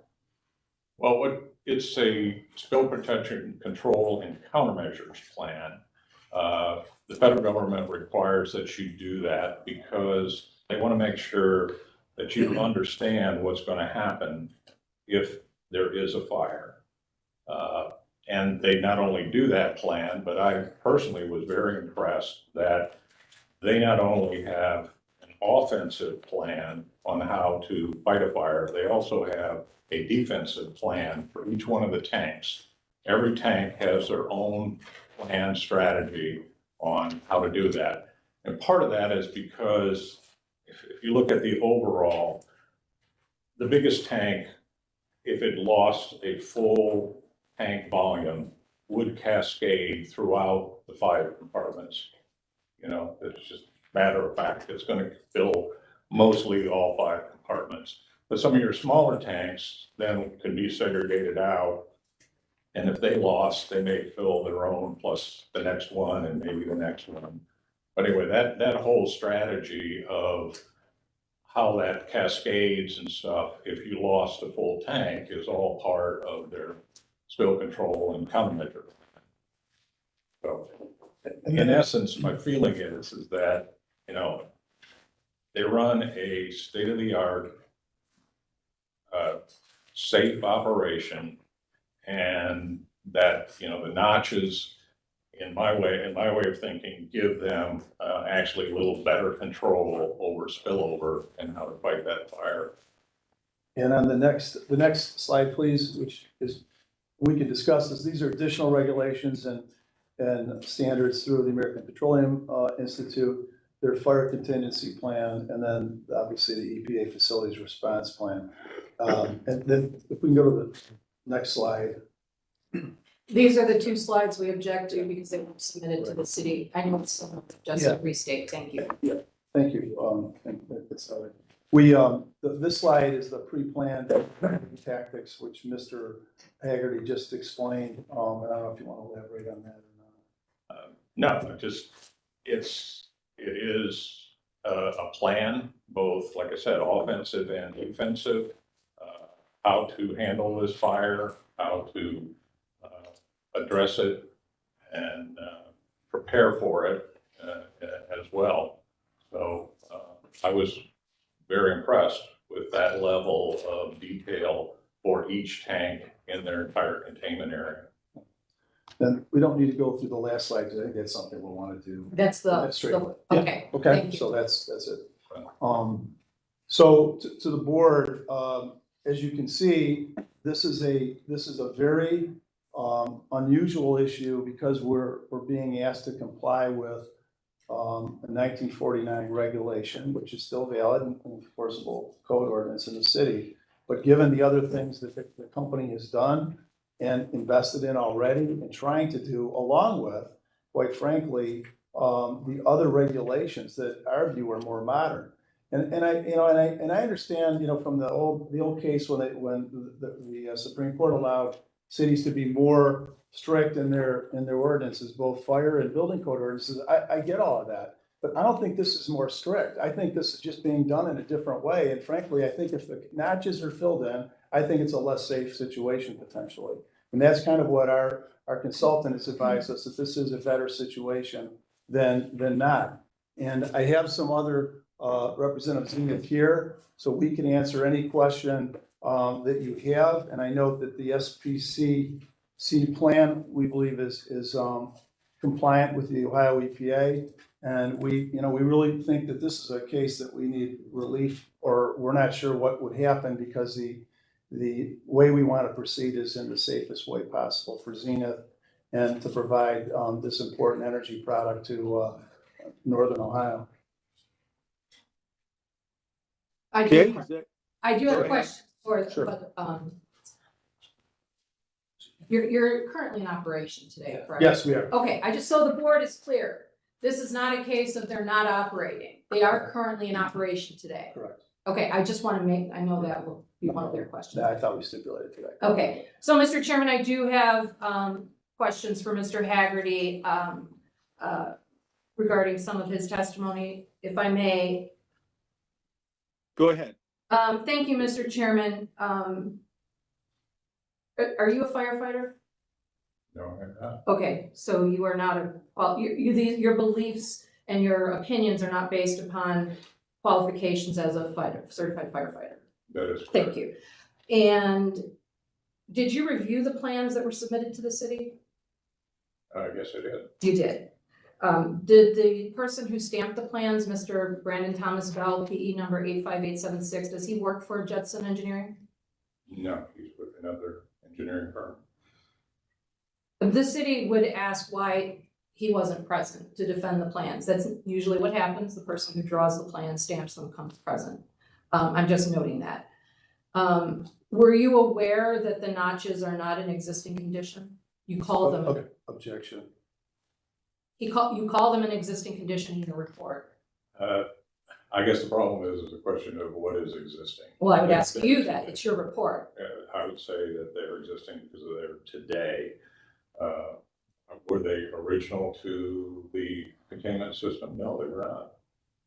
So the city submits, Mr. Chairman, they are not existing condition. That is a misstatement. They may exist there today. They are there without approval and without proper authorization. Objection. Were you aware that the city has never stated that they'd expect to cut all of the interior walls of the diking system down? No, I was not. Were you aware the city's position is that it just had to have the walls filled without the notches as they existed without the notches? No, I believe the city's position was we had to comply with that ordinance, and it would mean the walls had to be cut down. And the city will present testimony that the city's position is not that. Okay. Does that change your position?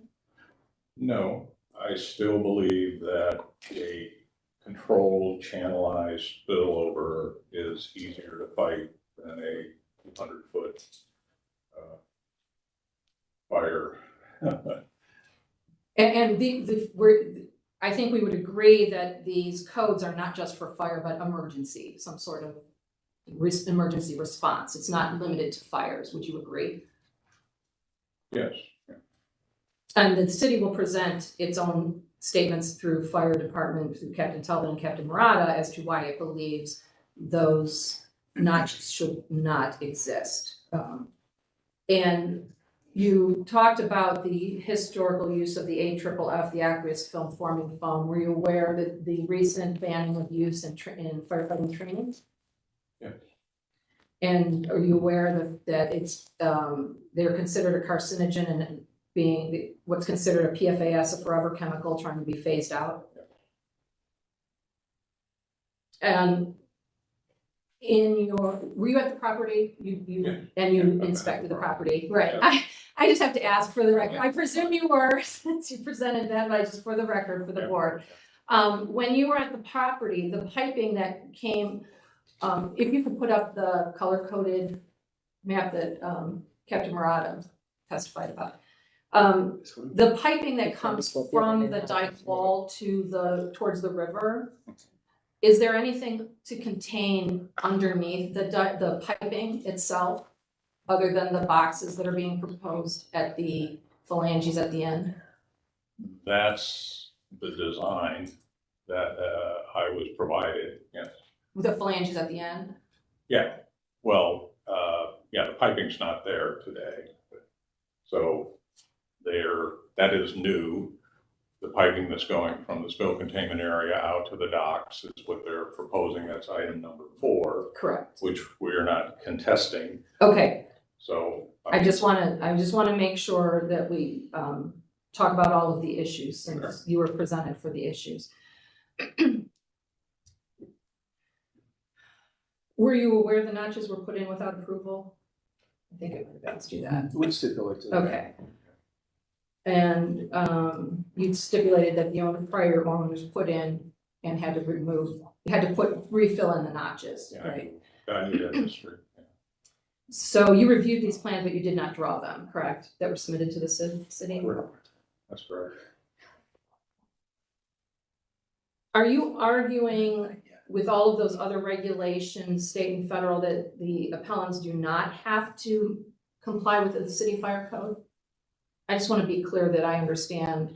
We don't disagree. They have all sorts of regulations given the nature of what it is, and it's a large tens of millions of gallons of diesel of fuel. But you're not arguing that they don't have to comply with city codes because they have to comply with state and federal law, is that correct? I just want to make sure we're all on the same page. Answer the question, you can. Obviously, there's a discrepancy. Well, I'm asking if you believe that because they have to comply with state and federal laws, they don't have to comply with city codes. Can I ask? No, he's their expert. I believe that the problem that we have at hand is that the city code has not kept up with changes. That's not what I asked. No. But I'm asking, Mr. Chairman, I'm gonna presume, I'd like to presume he would agree that they have to comply with city codes. We're a charter municipality with the authority to promulgate laws. Yeah, well, I think. I would ask him to either give me a yes Whether or he does no. or he doesn't, he's. Yes. Whether he agrees or doesn't, yeah, he's gonna have to. I understand you're asking for relief. So let me just, I wanna just make the statement, because she's making argument. No, I'm just asking. Do we wanna comply with the city's codified ordinances? Absolutely. Is it always possible? No. We've got a Board of Zoning Appeals, we've got a Board of Mr. Building Chairman, I've Standards. asked that. I'm making an argument because you made a statement. You I made a did statement. not say You made a statement anything about while you. suggesting you're not trying to I did comply with not city say, code. Mr. Chairman, That's I your would like to suggestion. All right. question witness. Uh, I did look- not interrupt his questioning You were and his making presentation. statements. You were I making was statements. asking a question. If he Right. wants to state on that answer, so be it. I would ask for the respect to give the questioning to the witness that was afforded to Mr. Coyne. I believe the cities do that respect. And you were making statements. You were not asking questions. You may not agree with You were what I not was asking asking, questions. but I have the right to ask the You do. questions. I agree. We stipulate to that. Ask your question. I will move Don't on make if he statements. will let me move on, but I will stand firm that I have the right to ask these questions. I agree you do.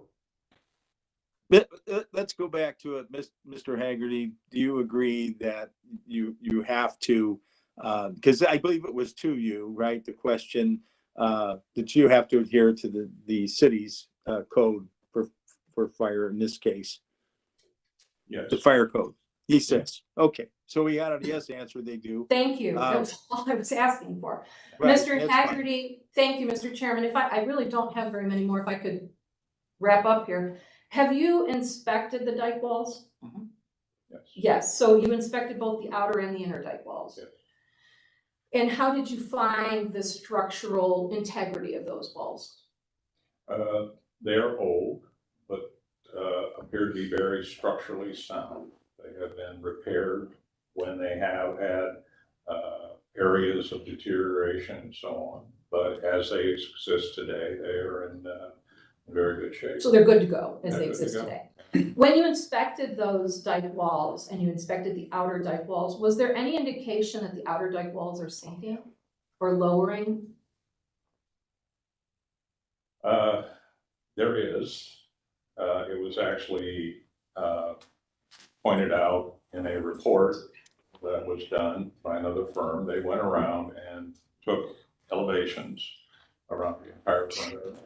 And if you look at that, there is a difference. I mean, all dike walls are not flat and at one level. I mean, It's on the river. yeah, it's going to happen. But being that they're 70 years old, there is a differential. There's a differential between their lowest point and which is the old average high point. So some of it looks like it hasn't settled or it's settled uniformly. And the difference between those two is just about a foot. 12 inches. 12 inches. So had they not settled, they would be compliant with the city's code on that we're citing in number 3. They would be less than 6 inches if had those No, outer dike no, walls it not looks like settled. The inners have settled along with the outers. So where you have that, there is a differential. I don't know what the original differential was. That's what I was going to ask you. Current differential runs from anywhere from at the same level at certain locations to areas where it's 3 inches below the outer. And that is kind of a concern from an environmental standpoint, because if you do fill up that area, yeah, you're going to have a rollover in those locations, but you only have a 3-inch ballast available, so it's not a lot, you know. So that's why I think when they were trying to address the EPA issues, then that's where the notches came in. So is it, when you inspected the inner and outer dike walls, were you able to determine if the inner dike walls sunk, and forgive me, I'm not the technical person, I understand some of your jargon, I don't necessarily speak it. Did the inner dike walls sink in similar down as the outer dike walls? Or did one sink further, do you think, than the other? Did you understand that? Okay. Yeah, I Okay. understand if you're trying to get differential settlement. Right. I couldn't tell if there Okay. was really truly any differential Okay. settlement. When I did look at the notches that were put in, those walls do have horizontal reinforcing. Mhm. My gut would tell me that they tied the interstitial walls to the containment walls on the outside Mhm. with rebars. So that would tend to say that you wouldn't get a differential. If it settled, they would all settle in unison, both the outside and inside.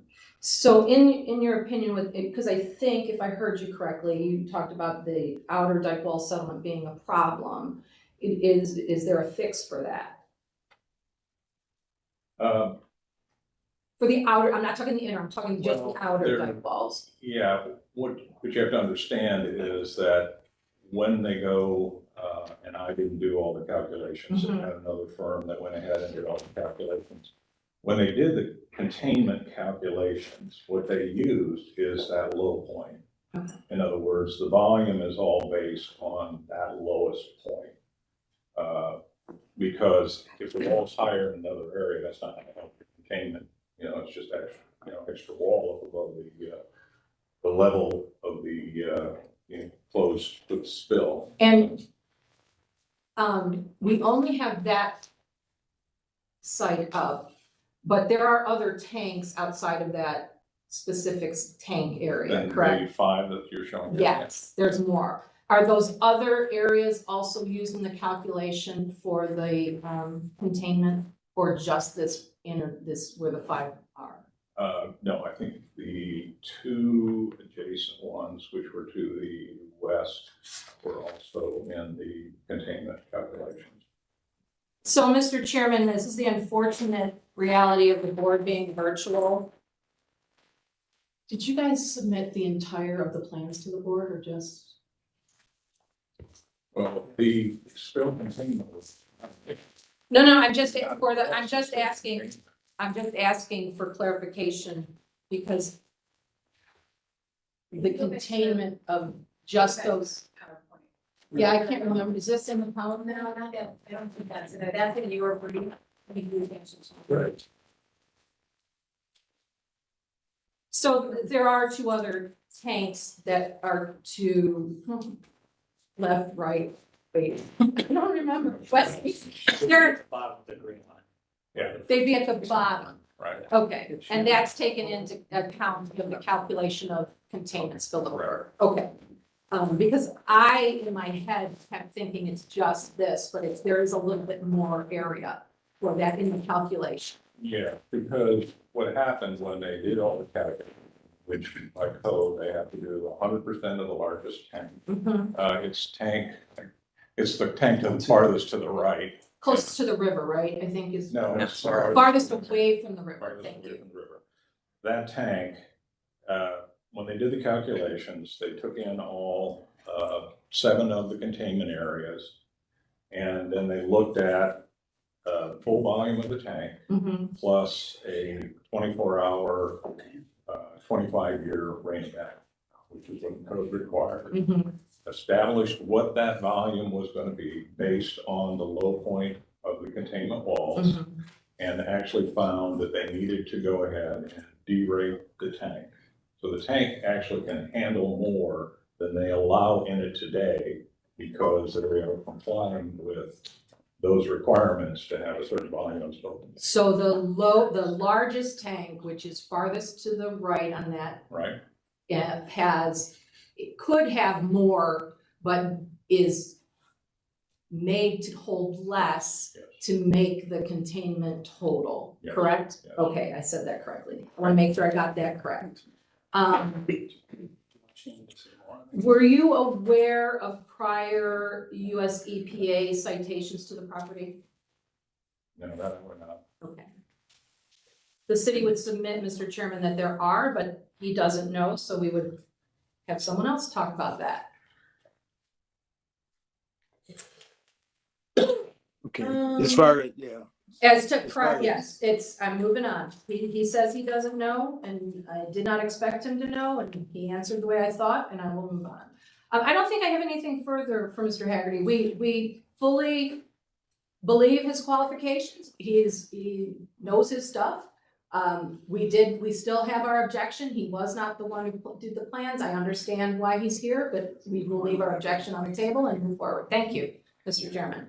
Okay, we're at a time issue here. We're gonna lose one of our board members, which means that we're not gonna be able to proceed. So we're gonna ask that, you work together with fire and the city to see what, with some of these changes. And I think the things we're looking at here is the notches and the fire suppression using the aqueous foam, I think is going to be an issue with fire and with the safety, EPA safety concerns and whatnot for firefighters and for the environment, I suppose. So we have to take a look at that because maybe there are things that when they first started using this, it didn't come into play and now it does.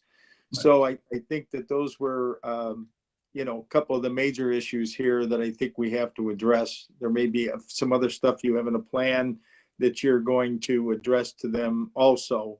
I'm not sure about the piping and that containment and how that's going to work out, but I think that you need to do a little further discussion with the city and fire, and then we're going to have to put this up again. I'm not sure how soon we can get it up. If they lose one, we have no quorum. No, I understand. Okay. Yeah, no, I get it. Yeah. So we'll be back in 2 weeks. It's up to the Carmel and the board. I don't know how full their docket is. But we're gonna be losing the room in 30 minutes anyway. Okay, because, yeah, I got you.